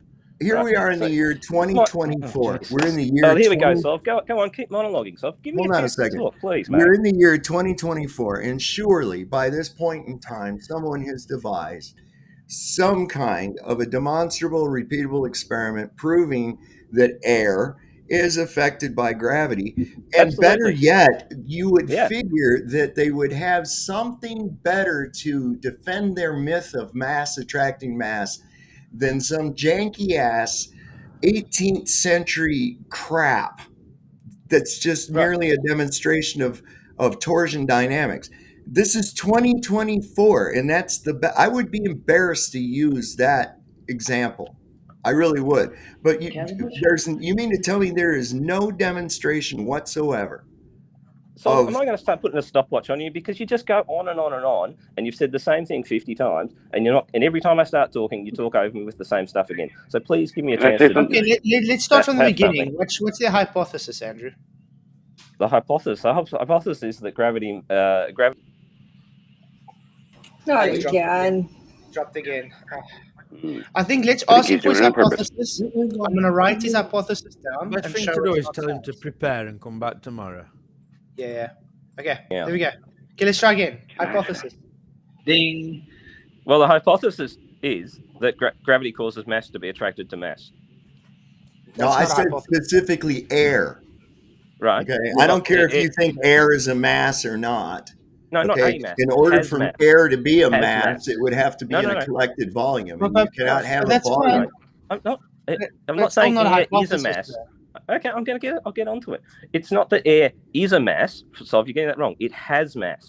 Does air have mass? I don't know. It's your story. Only in a contained volume, and you can only have a contained. But listen to me. You can only have a volume of any gas with containment. So what are you talking about? What mass? How much? How much? You're acting like all the gases are one cohesive mass. They're not. No, I didn't. No, I'm not. So you're just making things up. I'm saying, I'm going to ask you the question: does air have mass? No. Really? So what happens when wind hits you and you feel? Oh, there he goes again. Bye-bye. Is he doing that on purpose? So intrinsically, air only has mass if it's if the gas particles are collected together, okay, and it's still not a cohesive mass. It's only in a mass because you have it contained. Outside of that, it does. So what's this? This one will have mass. This one will have mass. This one will have mass, but it's only due to the containment. You can't. Outside of the containment, they're all individual particles. They will never, ever, ever bond together. Ding, ding. I never said. So you've switched on to a different subject. I'm saying that air has mass. Okay. And you disagree with that? I'm with Keith. Well, go ahead. If it does have mass, so what? Just quickly, I'm so then it's with affected Keith, by like, gravity. I think we should define mass first. Like.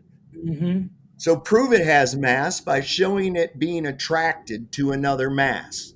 No, hang on. You've no. It's your fucking claim. You it's don't, your claim, bro. You don't accept that it has mass, and I ask Wait, you. That's your claim. You claim that it has mass, and therefore, and you disagree all with right. me. So prove it. So what happens what happens when wind hits you in the face and you I'm feel not like asking you're being about pushed backwards? the wind. Prove to me that a mass of air. I've never been wind kicked by the Prove face. to me that mass of air is attracted to any other mass.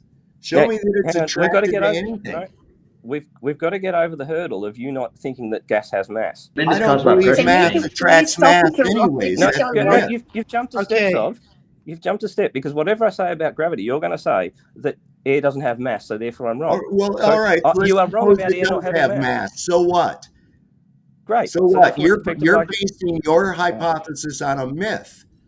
Secondly, you're basing it on an assumption that air intrinsically on its own has mass. It cannot have mass. You just agreed to hypothetically. It cannot have mass unless it's in a contained volume. Okay, yeah, then let's put it this way. So you don't understand what mass is. Let's break it down then. What is mass? Oh, that was broken. I think it's going to be easier if he tells us what defines mass, then we move it on from there because... I agree. I think we got different definitions of mass. So Andrew, might be easier if you define for us what mass is. Yeah. Can I? Am I dropping out or am I getting kicked? No, you're dropping out. I'm dropping out. I don't know why I'm dropping out. Dropping out. So I'm rebooting my computer. It's just taking forever this morning. But no stress.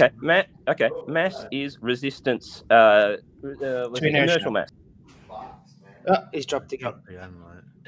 Vicky's got a button somewhere, dude. She's pushing it every time, like ding. Do you maybe have a button there that you keep pushing, like done or something? No, I'm keeping my face away from the phone. I don't know why. I've switched from Wi-Fi to cellular network, and it keeps dropping me out. That's why. No, it's dropping out on both forms. So, all right. Okay, but you're saying it's resistance to inertia. Not resistance to inertia, resistance to a change in inertia. So does gas ever stop moving? That doesn't matter. If you try and change its inertia, you have to put a force in, put energy into it to change its inertia. That means it has mass.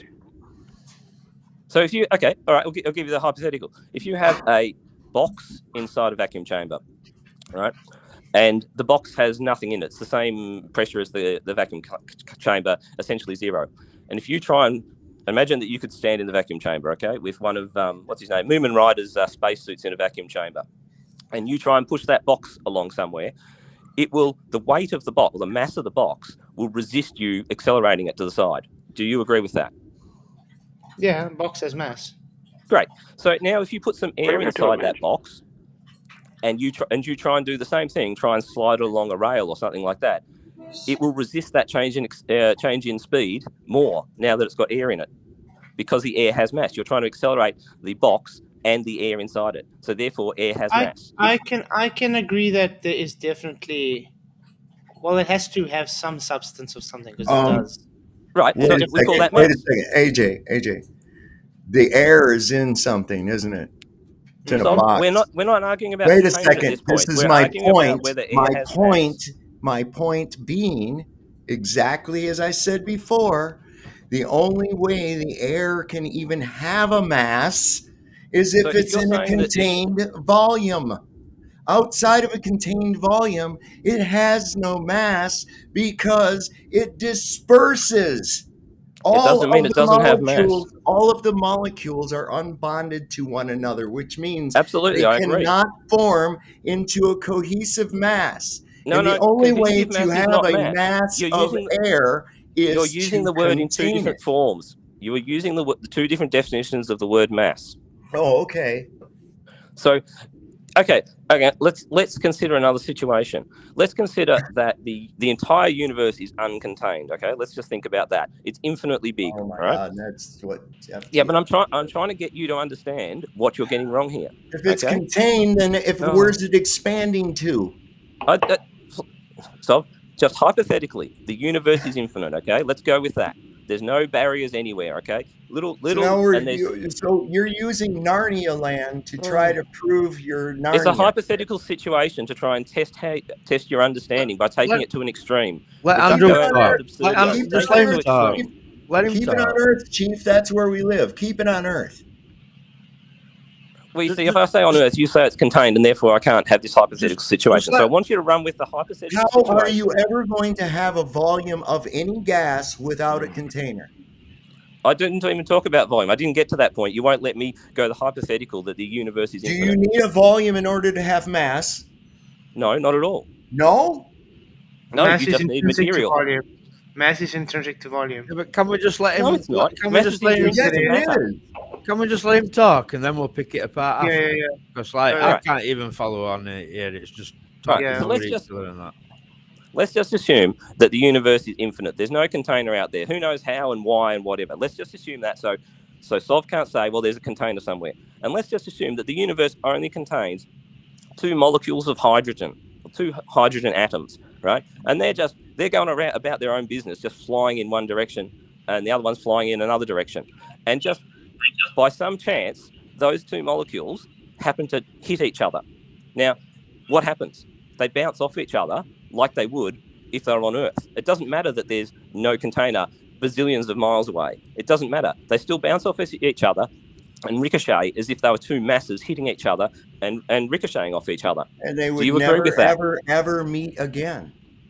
I don't care. That's not the point. The point is that this is showing without a container. They still have the point because the pressure is a result of the restriction of those molecules being able to do exactly what you just described. You're talking about pressure. By containing something, you're giving it pressure. Thank you. Gas has mass. For you. Oh, jeez. Yep. I got a question for you. Quick, those gas molecules, would they have a certain gravity of their own according to your model? And when they attract yes, they would. Yes, they would. Do they do that in reality? Then why wouldn't they stick together? So give me a chance to answer. Well, if you put the masses of 2 hydrogen atoms through the equation, the Newtonian equation for gravity, how much force is there? Not very much at all. In fact, it's almost insignificant, and that's why. What's her name? Robinson that you that presented that you always Crystal Rob. No, it's not Crystal. What's her name? She's got a gemstone name. No, the one who talks about what is mass. You know, it was a scientist. It was like a kid's present. Anyway, she says that the direction of movement of gas is not directly affected by gravity. Correct? That's the quote, isn't it? I think that I've heard that before, but here's my Flatz uses it all the time.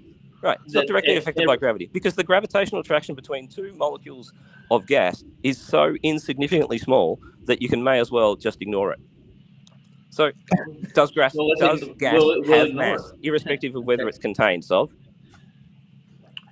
Look, you're never going to. Those 2 molecules are never, or those 2 hydrogen that you're talking about. Once if they were to hit one another, are not ever going to hit each other again. Probably not. That's not important. My point was that when they hit, they demonstrate that they have mass by bouncing off each other. So then they should have their own gravity, right? And they should and I've just said that it's absolutely infinitely small. Well, why would it be infinite? So what? It's still the same thing. Why would they not just go ahead and just hang on to each other then? So if you calculate how much, you do realize that that's how your sun had to come into existence, right? Yeah, because a big. Oh, hey, my computer's starting to work on. Hang on, I'm getting a monster truck ad. This is great. Let's go. Hang on, let's mute that. What was I saying? Sorry, I lost my train of thought. So no, they won't ever. They probably won't hit each other again, but it shows that they've got mass. Okay, that is so if small. they have mass, then they must have gravity. And if there's Yeah, nothing, I just said, if there were nothing else to influence them okay, at all, no other gravity out there, yeah, gotcha. why wouldn't their own gravity go ahead and just make them stick Right, together? because I just said it to Roger a couple of minutes ago. They won't stick together because they have. Okay, so consider the mass of these atoms is extremely small, right? You understand that, yes? Yep. And the gas molecules, if they've got any sort of temperature about them, especially our normal temperatures, they have a lot of kinetic energy in them. So very small thing can have a lot of energy in it, and that is many orders of magnitude larger than the force of gravity that would be attracting them together to each other. So when they come together, we both agree that they could never stick together. Their own gravity could never stick them they're together. unlikely right? to stick together if they were All ultra cold. All right, cool. So we're on the same page. Ultra cold. So how could you have ever gotten a mass of hydrogen like the sun how would the sun form? Crunched in on itself because of this gravity that could never happen because of it's so small? Right. How would but if that you ever have a large occur? Yeah. Okay. So you have a large enough cloud of matter in the universe that's close enough together, I guess. But I thought that it's a vacuum. That's a privation of matter. No, the universe isn't a vacuum. It has matter in it. Oh, okay, very good. Well, I so mean, how does do we say the universe is empty, or has it got stuff in it? What would cause hydrogen atoms to want to collect together to form into a cohesive mass? Gravity. Well, you just told me that they don't have enough gravity on their own to stick together. I said if you look at two particles, then the probability of, just say they bounce off each other and start heading in different directions, they still have a gravitational attraction between each other, but it's so small that it's unlikely to draw them back together. We need more of them bouncing around? Well, if you have is that what you're saying? We need more of them bouncing around. So if I put 5 of them in there, well, how about we put a Googleplex of them together? Well, where did you get this from? How did you get a mass of these things together in the first place? Well, they just existed. I can't explain how the universe came into existence, but they. Well, I don't know. I mean, you guys say that it was created by a divine being. I don't necessarily agree with that. So your argument is just believe me, bro. No, but you're asking how can a mass of gas draw itself together and create a star? And then you're going, well, where did that mass come from? That mass. It can't. You just showed that it can't. I didn't say that. Yes, you did. Say that. I said the force between them is so small that those two particles. That's right. When they bounce off each other, it is so small that those particles cannot attract to one another. No, and so therefore, if 2 can't attract to one another, a million of them can't either. They're all. I didn't say they don't attract to each other. As soon as they bounce off each other, what's going to happen? It's a thing called dispersal. If what you are saying is correct, then we would see balls of propane and shit like that floating around. There would be no dispersal of it because they all were so close together that their own gravity formed them into one mass of the fucking gas. Dude, you are talking Narnia shit, man. Right. Dave, it was a gravity well. That's what caused the sun. It fell into one of those. So you have completely misrepresented what I said. I said that the gravitational attraction between those two molecules of hydrogen is so small that you may as well ignore it. Not that it doesn't exist. If you put enough into a big cloud of hydrogen or whatever it is that just happens to exist, I don't care where it came from, let's just say it happens to exist, they won't all just fly apart. There'll be a collective bias for them to stay close together.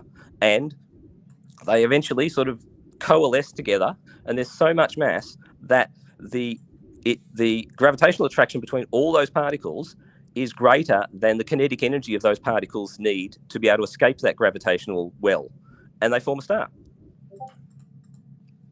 Now, my computer's on, so I am going to connect through that.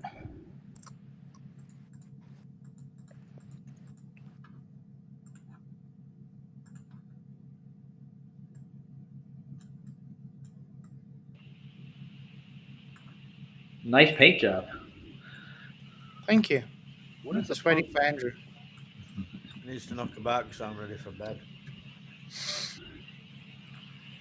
And don't snore on camera, whatever you do. Okay. Oh, yeah, I'm on a computer. Wow. Cool. Okay. Wow. Congratulations. Nice. I didn't hear So anything I nice. said in the last 30 seconds. So can I just ask, is my voice coming through okay? Yeah, perfect. Okay, great. No problem. I was trying to see what you're doing.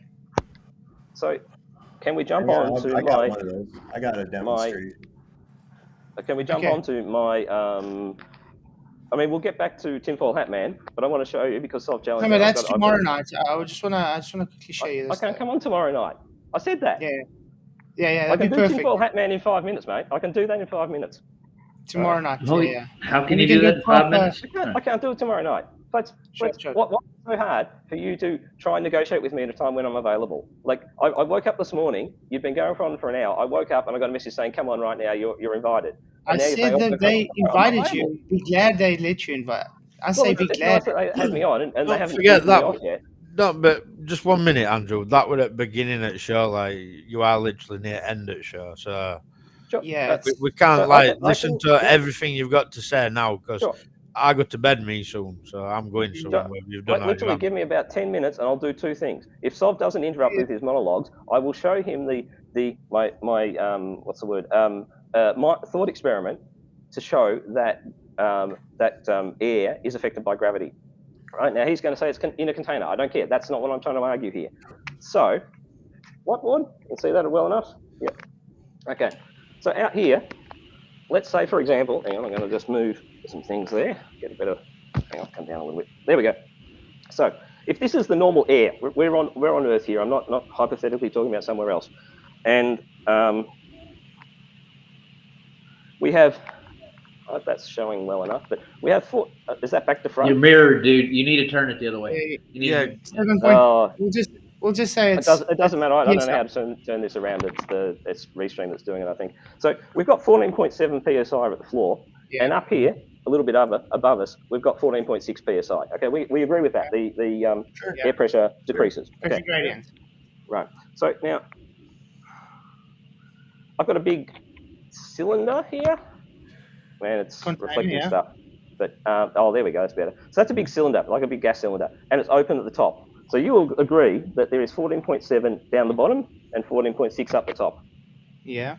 Agreed. Mm-hmm. Okay. Now, if I cap this off, we've still got 14.7 in the bottom and 14.6 at the top because I haven't changed anything. I've just closed the lid. Mm-hmm. Agreed? Okay. Now, what is going to happen if I do that to the cylinder? Am I going to have 14.7 here, or am I going to have 14.7 down here? Remember, the ground is still down this way. I've just flipped my cylinder over. No, not immediately. I think what's going to happen. No, not immediately, or no. Listen to me. It's going to disperse to a point where now, because you put the undisturbed in there, that now it's going to just become a uniform pressure within. So it'll find equilibrium. So your claim is that gravity. Hold on. It's going to be 14.7 through the whole thing, or what? It's going to be it will be a uniform pressure throughout the entire. So you're saying it's going to equalize to 14.6. It's a unit, yes, and this is precisely the reason that you have to roll scuba tanks after they've been sitting for a while before you use them. He's never used them, so. One or two times, but I'm not that familiar with them. Okay, but how big does that container have to be then? What does rolling them do, Sov? So your contention, your claim is that it's gravity that causes that. Do you have any proof? Listen to me. Listen to me. It's going to be. I've already said it's going to be a uniform. No, it's going to be a uniform pressure because all you did was capture. All you did was capture what was out here. When you disturbed it separately from what is outside of it, it's going to become a uniform pressure within it. Okay. So you're saying that I've got the cap open and I've got 14.7 at the bottom and 14.6 at the top. As soon as, and you're saying, all right, you're saying as soon as I cap it off, it'll equalize all the way up and down to 14.65. No, I didn't say that at all. I said as soon as you did. That's because that's all you heard. Okay. That's because that's all you heard. That's okay. You said after I flipped it over, it's going to. So I'm going to cap it off. We get 7 and 6, right? As soon as I do that, it's going to change to 6-5 throughout the whole thing. Mixing it. Yeah, you started mixing it. Right. So at what Once you point? flipped it around, yes. As soon as you flipped it around, you started mixing it.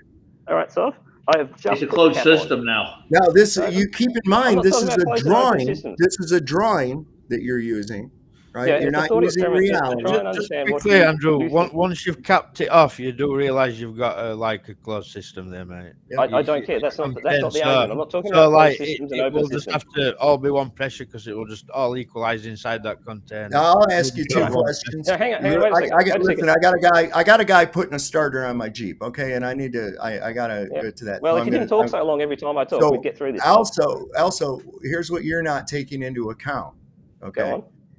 Because you're always looking for a singular reason. Oh, okay. Well, I'm asking then you. again, you keep on- shut the fuck up for a minute, okay?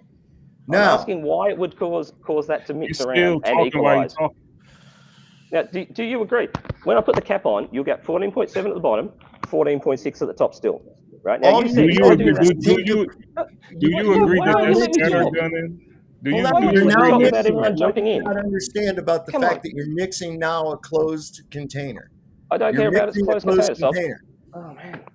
Okay. No, so what I'm about to put. No, just listen to me, and then I got to roll for a second. Okay.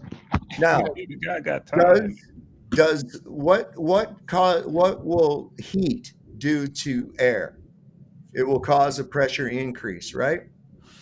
What will happen if I remove or add elements to the already existing pressure? Will it increase and decrease? Yes. It's a closed cylinder. There's no adding or removing. It will. If I increase the dispersal area, will I also get a different pressure? Yes, so absolutely. None of these things If change I my take a pressure, shush a minute. If I take a pressure near the source of the gases as opposed to far away from the source of the gases, will it show a different pressure? Absolutely it will. So you haven't taken into account any of the many variables that take place within a dynamic pressure system. I think someone was saying we've got a couple of handsome baldies on screen. We've continuously. Now, what I'm doing right here, I ran this simulation right here of gas particles in this thing. And what I'm doing right now is because now I have an abundance of them. And I'm going to add some more because I'm waiting for them to finally get some gravity and stick together. I'm waiting for them to get together so they'll be in one cohesive mass because of their own gravity. Now, they're restricted in here, right? In fact, let's restrict it a little bit more. Let's close it up so that they're tighter together. Surely that'll let their own gravity hold together on them, right? Oh, can someone tell me when Sol's finished? I'm not listening because he's just going on about different topics. He's avoiding telling me how he thinks this is going to work. It's all the same topic. Sol?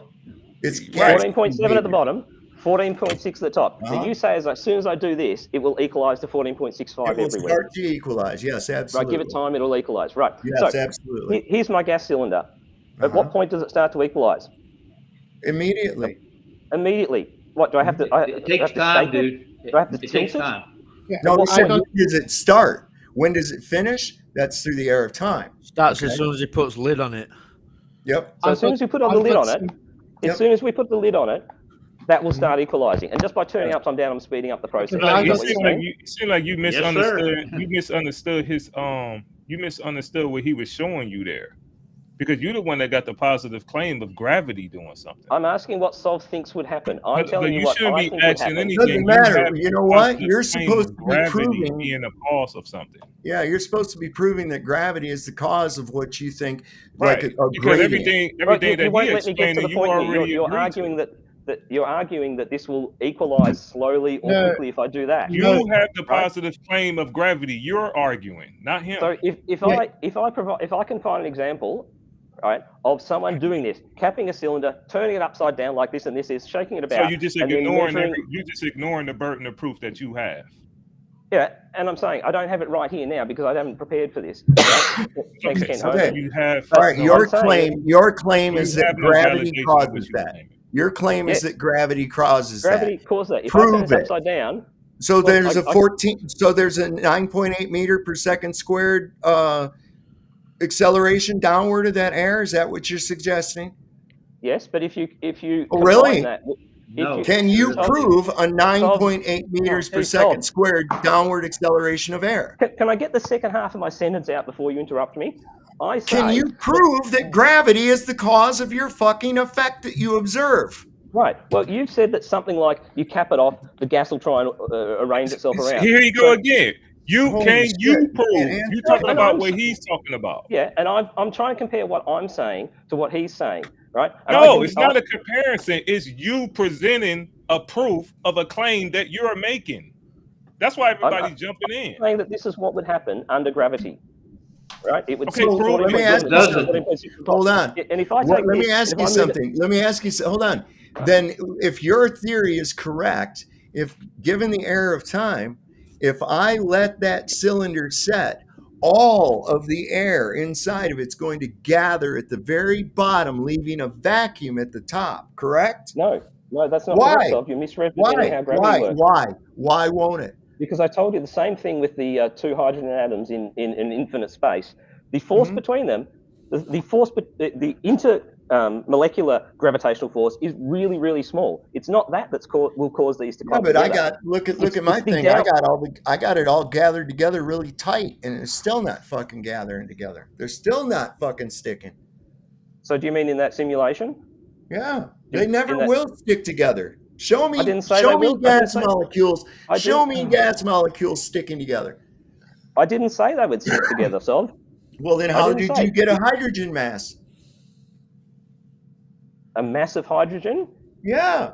Well, we just made it exist because that's the situation. What did you do? Wait a second. That's the claim of what the sun is. It is out there in this 10 to the so we're going backwards. 17. I've already explained that to you. I'm trying to. You didn't explain it. You made up some kind of a cockamamie story. I explained how, in the globe paradigm, how that happens, how it explains it. Okay, right? I can't do anything more than explain it to you, right? And you say it's wrong. Well, that's it. You know, no, I'm not saying you didn't show anything. You drew a fucking picture. I'm coming to this picture. You ignored gas behavior. You ignored gas laws and drew a picture. Gas laws? What behavior? What entropic behavior, sir? What would cause this? Entropic. To just slowly or quickly equalize. Tell me what would cause that to happen. Entropy. Okay. You're going to have to explain it a bit more. You've taken the air out of a dynamic system and placed it into a closed system. There's no dynamics. So what's going to happen? There are no dynamics within the system that you created to fluctuate or cause anything. That's great. Thank you very much, Sol. So you realize then if there is no dynamic forces within this cylinder, then there's nothing to cause the pressure to equalize. Yes. What's the size of the container? What? You just said there's no dynamic, there's no forces, there's nothing going on. So the gas molecules stopped moving? No, they don't stop moving. Well, then shut the fuck up. What are you talking about? Don't know what's making the gas molecules move. Where are they getting their kinetic energy from? They're heat. You didn't cool them down to absolute zero, did you?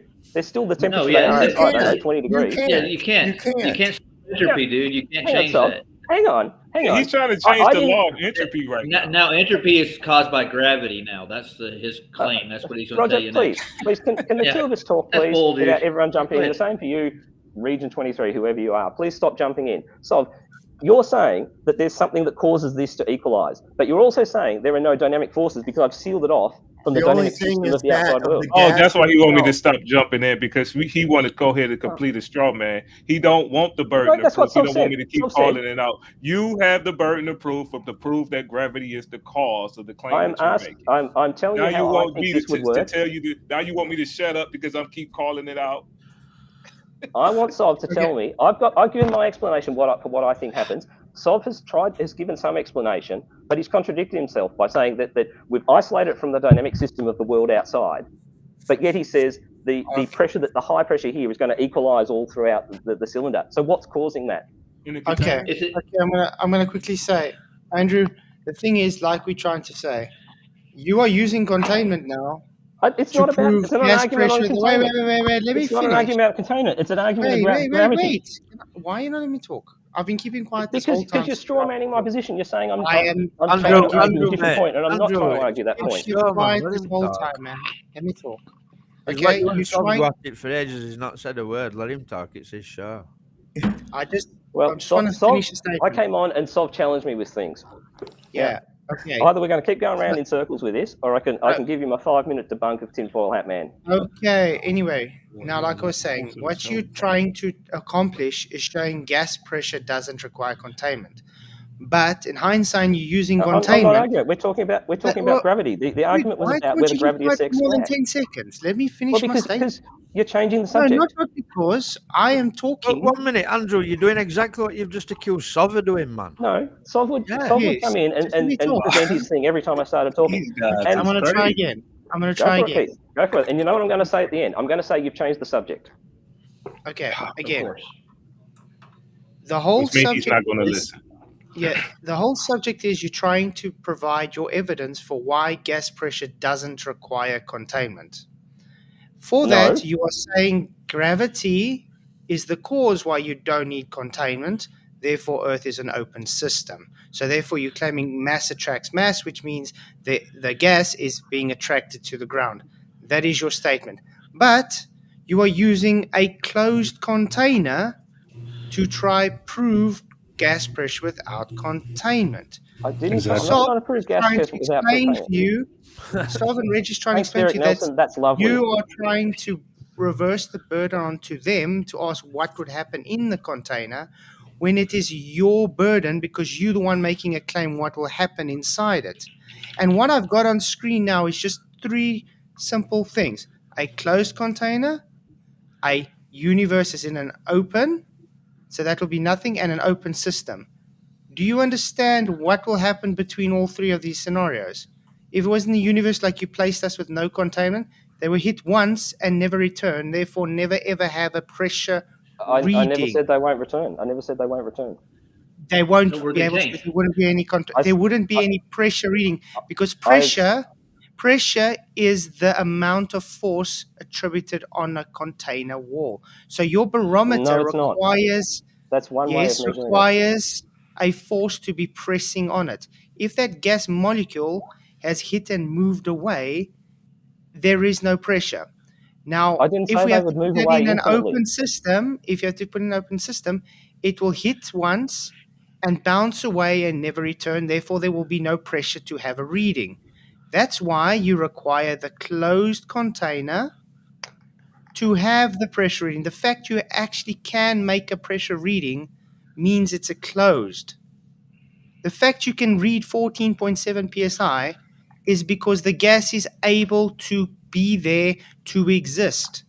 If it was open, it would just escape into nothing and never be able to have a pressure reading in the first place. So your pressure gradient comes after pressure being there in containment.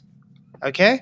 Now I'm going to ask again, what size is that container that you are trying to do this hypothetical in? It doesn't matter. It does matter. A volume. No, it doesn't. Volume determines what's going to happen. Do you know that's a variable for what pressure? This is the problem with. No, it doesn't matter. It doesn't matter how big or small the container Never is. matters. It's always a thought experiment. There's assumptions, all kinds of nonsense. Never no serious proof, is there? Come on, man. So what's showing on screen there? Now, Keith was going along fine there, but what he didn't factor in is an external force field, and that's what gravity is. What are you talking about, dude? That's what gravity is. And now you're going. Gravity is not an external force field. Gravity is not even a force, mate. No, I don't care. That nonsense is crazy. Who was it? Brian Leakey yesterday. Brian Leakey posted a video showing, I think it was MC Toon and Bob the Science Guy saying something, and then he showed Brian Cox, Sabine Hoppenstetter, and Derek Mueller saying something opposite, and saying that Sabine, Brian Cox. And so this nonsense about Einstein versus Newton doesn't really matter. Right? Sabine and Brian Cox and Derek Mueller are correct. Well, that's fine. Gravity still exists. No, What? Sorry. gravity is not a So force. Not even in your own paradigm for the It last creates the 109 appearance years. of a force. This is just talking semantics. No, they No, say it's it's a not. pseudo It's not. force. It's not talking semantics at all. Yeah, pseudo force. Not Fine, a whatever. force. It creates the They, appearance they, of a they force. threw gravity out a long time ago, dude. They really did. It's gone. No, they didn't. Yeah, they did.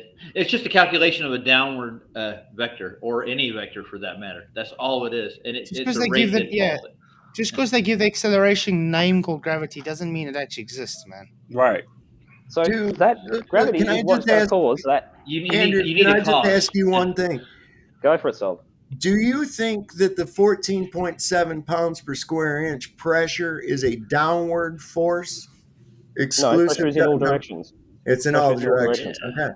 There you go, Good. 'Cause Conte. listen, that's a step ahead of some of them, man. I've talked to It's some not downward. people. It doesn't push them down on us. It pushes in No, on us. it's not.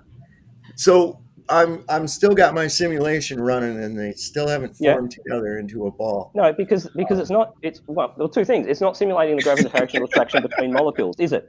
It's not. Well, it's there just is a no simple, gravitational There is effect. none, dude. Hold on, that's what we're trying to get Hang on. to the bottom of. So this is a simulation. It only simulates what they've programmed it to simulate. They haven't programmed it to simulate any attraction between molecules because No, they are it's just demonstrating the talking idea about of gas moleculs and the nature of it. That's it. That's the only It's not. part It's of the not simulating simulation. perfect Can I ideal just gases speak in the right real world. quickly? Can I just No, speak? it's Go ahead, simulating the natural law. That's it. Can I just speak right quickly? But Michael wants to go to bed. Yeah. I'm gonna have to go to bed. So, night, guys. Love you all. God bless. Cheers, All right, Michael. say Michael. Come in, Andrew. See you later. So if I was to release like a tank of oxygen, right? If I released a tank of oxygen or nitrogen and shit outside of like maybe halfway where the International Space Station is supposed to be, right? If I just released it out there in space, would that gas then start falling back to the Earth, or would it disperse out into space? It'll do both. It'll disperse, but there is a downward bias caused by the gravitational field of Earth. Okay, so now with this confidence in your gravitational bias of gases because of gravity, where is the demonstrable and repeatable scientific experiments verifying? There it is. That's a very simple experiment. That's a drawing on a whiteboard. That's a drawing on a whiteboard. Yeah, sure. That's a drawing of taking a cylinder and measuring the pressure at the top and the bottom of it. Just claiming a pressure gradient, that's all well and good. Your claim is that it is caused by gravity. Therefore, the burden of proof is on you to prove that gravity is the cause of it and not a combination of elements, dispersal, and temperature. So can you explain how any of those three things would cause it either to maintain a pressure gradient in the cylinder or for it to equalize the pressure gradient? How does one of those You do can it? create a pressure gradient in a cylinder yourself merely by putting a pressurized cylinder, listen to me, into a bucket of ice and heating up the top. And you will create a pressure gradient. Listen to me. You will create a pressure gradient that goes from a high pressure to a low pressure all the way through that entire cylinder. Now, so you've just changed the experiment. No, you've just changed the experiment, Sol. You've just put energy into the system, an imbalance of energy into the system by heating the bottom of it or cooling the bottom of it. Course. I'm not doing any of that. I'm just taking. Wait, no. Does the Earth have a dynamic system consisting of a heating and cooling element to the entire dynamics? Does it or does it? So what is the temperature difference between Just for 1 shut minute? up and answer the question. You asked me a question. I'm answering it. You're asking me another question. Yeah. The temperature difference between here and here is bugger all, right? How is that going to cause a difference in pressure on the inside? Listen to me. Does temperature affect gas pressure? Yes or no? Well, of course it does. Okay. Do we have a temperature gradient as well on this Earth? Yeah, so that's what I said to you. How much is the temperature gradient? Is the Earth continuously heating and cooling in all areas of it at all times? Yes or no? No. No, it's not. So we don't have weather. We don't have weather. We don't have day and night. We don't have seasons. We don't have any of that, right? Right here in my room, there may be an extremely small difference in temperature between the bottom of the room and the top. Are we not talking? Yes, absolutely there is, because your house is a contained environment, dumbass. It's nothing about containing. Jeez, everything's It's not. contained with you guys. Take the roof off your house and see what happens. Maybe he didn't hear the question because it seemed like he's just answering. Did you hear what he asked you? Because you brought up the example of your room changing. But I'm just saying, listen, because you brought up the example of your room. You brought up the example. I'm trying to let you understand. You brought up the example of your room changing temperatures.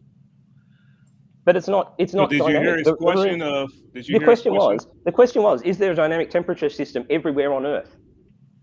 That was the question. No, basically, is the temperature changing everywhere on? Yes, is the temperature changing everywhere on Earth? The alternative of that would be the temperature staying the same. Which one is it? No, everywhere on Earth. So there's some air particles here near me that.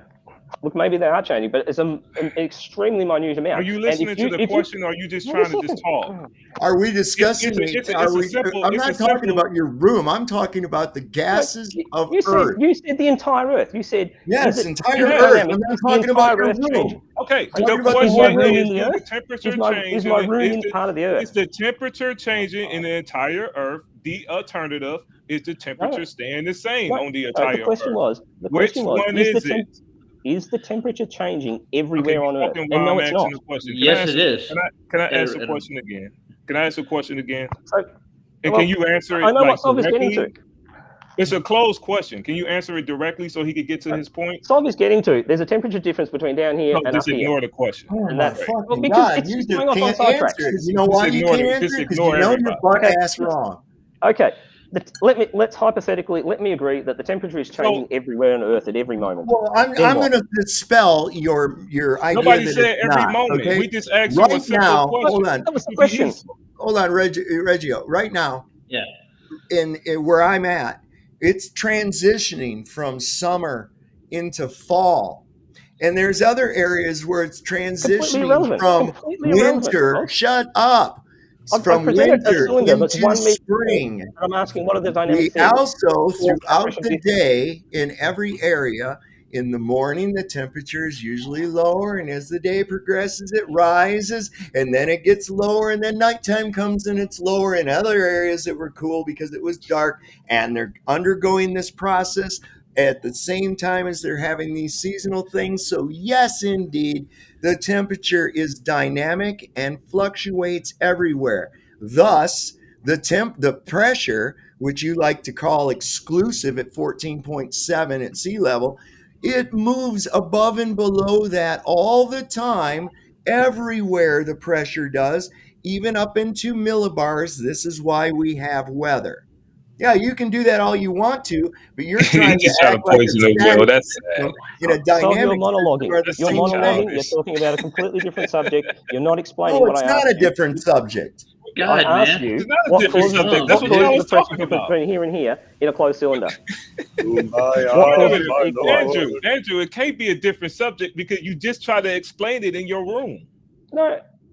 So I'm just saying there's weather and there's climate and there's seasons, right? Yeah, sure. So what? I don't disagree with that. But I'm saying here in my room where I'm holding my hypothetical cylinder, there is virtually no temperature difference between the top and the bottom of that cylinder. And it's not rolling around like, a cyclone's coming in or something. Right.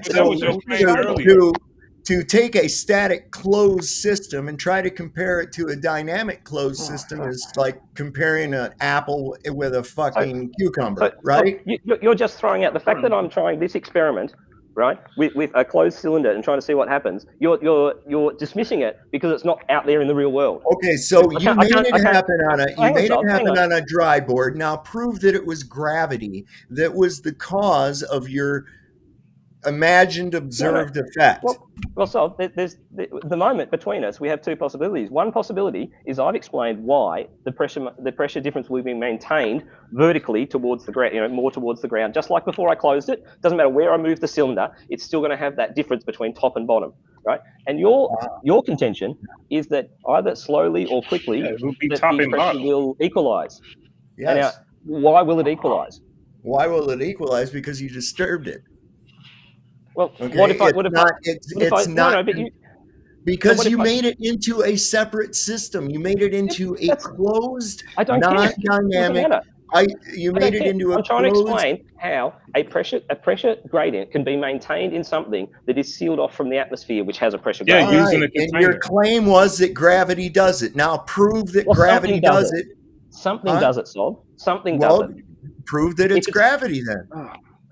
Something does it, Sob. Because that's your claim. That's your claim. So because I say that it's a magic council of unicorn knights that live inside the earth and they will it to be so. I have as much proof of that as you do gravity. So what's the plausible mechanism for that? How do the magic council of we haven't established that we have not established that it will do as you say. So if I can establish that that's what happens, no. You made a drawing.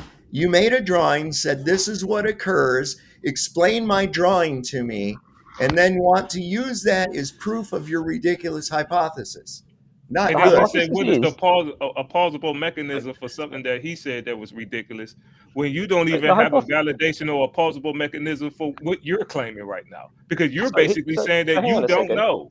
Well, Sov is asking me, show how gravity affects gases. I show how gravity affects gases. No, I didn't say how gravity affects gases. I said prove that gravity does affect them. Okay. What I am showing you is that there is something that maintains that gradient. Okay, so you said that there's something that causes it. You claim that it's gravity. Prove it. Right. Well, it's no. You know your claim. No, hang on a second. You don't prove things. You disprove things. So you've got to find some other reason. Now, you're going to say, "Oh my God!" Wait a second. Then you can't make a claim that gravity causes the gradient. You're making a positive claim. You're not making a negative. You understand that replacement is independent of falsification, right? Not a problem. But Andrew, but we don't even have to use that argument because you're making a positive claim. So you absolutely have to prove it. So my claim is that the behavior of the gas in that cylinder when I close it off is consistent with Newtonian gravity. No, you claim that it did and showed a drawing. Sure. So if you have a demonstrable, could you have a demonstrable actual experiment that we can see somebody proving what your hypothesis is, that this even occurs? Do you have anything outside of your idea and whiteboard drawing? So because you're saying according to this drawing, because basically what you're saying right now is according to this drawing right here, these gas molecules is acting this way. I guess it's gravity because I don't see any other way. Well, you have to basically prove this is the reason. You can't say, well, I think it looked like it's Newtonian gravity. Well, what is that? Oh well, I don't know how. I'm just guessing it should be that. Right. So you're throwing out my thought experiment here. But Sov on screen used an ideal gas simulator and said this is how gas actually behaves. So both of us, by your argument, are reifying this is how it actually exists. Then how long will it take for the gas molecules inside of your little closed system there that you drew? How long will it take before they have their little gravity and pull together on each other and then form up into a ball in the middle of that fucking thing? When will that occur? That won't occur. When will that occur? When will all the gas? When will all the air inside of your cylinder there? It won't occur. I never said it won't. Why? Because it's not enough mass to be attracted. Well, wait a second. There's still. Will it all end up down on the bottom? Can I get more than like 3 words out? Wow, really? It's not coming from the guy that don't let nobody talk. He didn't even let the host of the show talk, but he's complaining about not being able to talk. How silly! Well, Sov is the one who is monopolizing the time here, not me. Can I ask you a question, Andrew? Geez, Roger. I'm going to answer the question. The question is. The question was. Okay. Can I answer Sov's before we do another one? Please. So the reason why I didn't say that the gas inside that container will like form a sun or form a collective mass inside there. I didn't say that because I said that the pressure gradient will be maintained at 14.7 at the bottom and 14.6 at the top. If you're saying it clumps together, then you've got lots of pressure here and no pressure here and here. I didn't say that was going to happen. So why is he showing the ideal gas law? That's not what we're talking about. Oh, is there an unideal? Hang on, is there an unideal gas law? Are you trying to get with? No, you want to mix it up and make a mixture of gases? So your claim. No, that doesn't. Listen, your claim is a result of your little thought experiment. So let's do another little thought experiment. It's real simple. I have a okay. little Let's do box. something Hold on, different. listen. I have a little box, okay, and it seals up. I got a little remote control so I can open it and close it, right? So I seal Is it there a up cat right here. inside is there a cat in a cyanide tablet? Listen. So I put Okay. I thought we were playing Schrodinger. I seal this box, and inside that box is the same air pressure as it is out here, right? Yep, just like my cylinder. All right. So then I place it inside of a vacuum chamber. Okay, I'm going to put it into a vacuum chamber. Of course, I can never achieve a true vacuum. No, That's that's strong vacuum. impossible. That's fine. Yeah, I But agree. we're going to take it down to the lowest pressure possible inside this chamber. Now, we have to agree that the air around me, according to your hypothesis, the air around me, the vacuum chamber, the table it sets on, in fact, we'll put it on the floor as close to gravity as we possibly can. So That doesn't myself, affect the the amount of gravity. air inside the box, the vacuum chamber, everything is being held down by gravity, right? So now I reduce the pressure as low as I can in the vacuum chamber. And then I hit the button on my remote and I open that box. If what you say is true, that air should remain in that box because of the No. same gravity that's been holding it out here. No, I said that ever since we talked about stars forming. Compare the kinetic energy of the gas molecules to the force produced by gravity downwards towards the ground. Gravity's not a force, though. Hell, hold on, Andrew. Gravity's not a force. The force produced by gravity. I don't care. I don't care about your well, semantics. then that's your claim. Now you have to actually demonstrate that. So that's great. So you're asking me to show how gravity works, and every time I mention gravity, you say no, gravity doesn't exist. Like, how am I supposed to do that? You're not giving me a chance to actually. But you haven't validated gravity yet, so that's why he can keep saying something that's red, right? All right, and then you start showing something. No, red doesn't exist. It's impossible for you to show me. You've got to give me a chance to actually. But you haven't shown gravity. I So you even can't know use that if you as an recall. If you'll recall, I gave you the benefit of the doubt by saying, let's go ahead and assume that gravity does exist. Now, and now you've just said it doesn't exist. Now prove that gravity has an effect on gas, not just hypothesize it. I don't want to hear a Narnia story. I don't want to hear a Narnia story. And you mean to tell me in the year 2024, we still don't have any kind of a demonstrable, scientific proofs, no experiment showing this occurrence of gravity having an effect on gas. We don't have it anywhere. We also don't have any proper demonstration of any volume of gas being able to exist outside of containment. So everything you say is just, it's based on faith.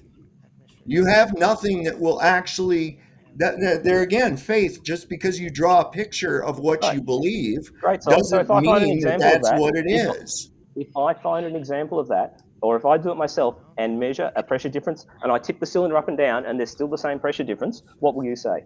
I will say, prove that gravity is the cause of a change in gas behavior. So that's what I will say. The behavior of that gas in that cylinder. No. I want proof that gravity affects gas. Remember, that was the original claim. You said that gravity pulls air down. So now you have to prove that. And in order to prove that, you have to have a volume of gas without containment. How do you get a volume of gas? You're not understanding falsifiability. We have something we call gravity. We have laws about it. Newton's laws, Einstein's laws, whatever. I don't give a shit. And I Go say ahead. All right. And I say that within this, I haven't drawn it here, but when I close that cylinder off, the pressure will be maintained because of the laws of gravity. Okay, it's completely consistent with the laws of gravity as I believe they exist. Oh man, let me go, please. Right? Okay. So you're just making a claim again.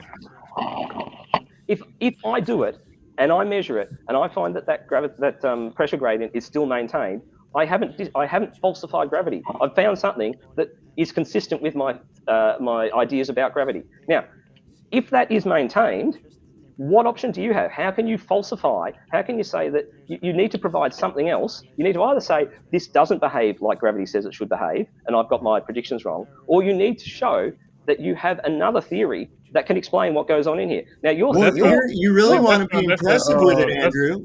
If you really want to be impressive with it, do it without the container. I notice you need a container in order to have the volume to test. Why would you need a container? It's about pressure. And the reason why you can't have without containment. How do you have pressure of a gas without containment? You don't. You do because of gravity. No, the reason why, you don't. If that were true, then you'd have a downward pressure. Can you show an exclusive downward pressure of air?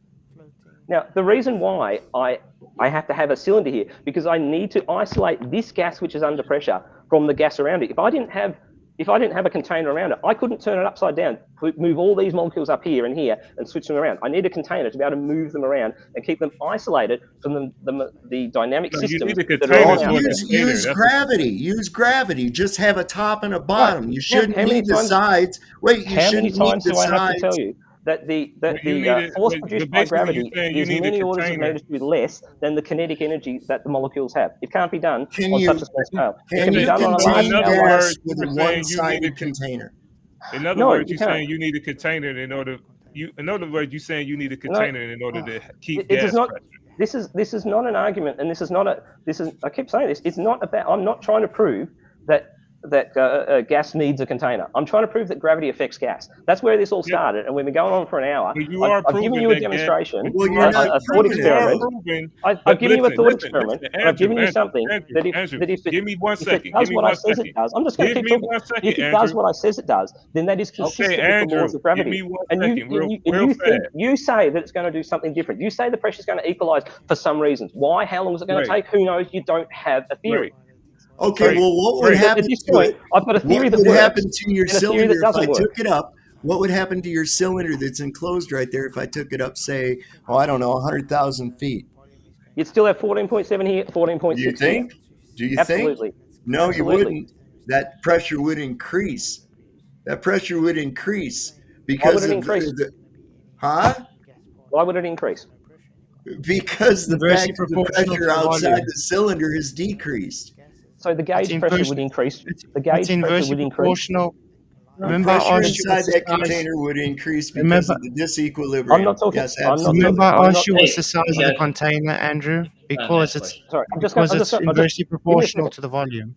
No, hang on. We're not changing volume. So if you take it up to high up, where the outside pressure is a whole lot less, the inside pressure won't change. Not at all. And we're talking absolute pressure, not gauge pressure. If it was gauge pressure, yes. Okay. So then why does a balloon expand to the point of bursting in a vacuum chamber? Yeah, because, do you realize that balloons are flexible? Yeah. Right? So is metal.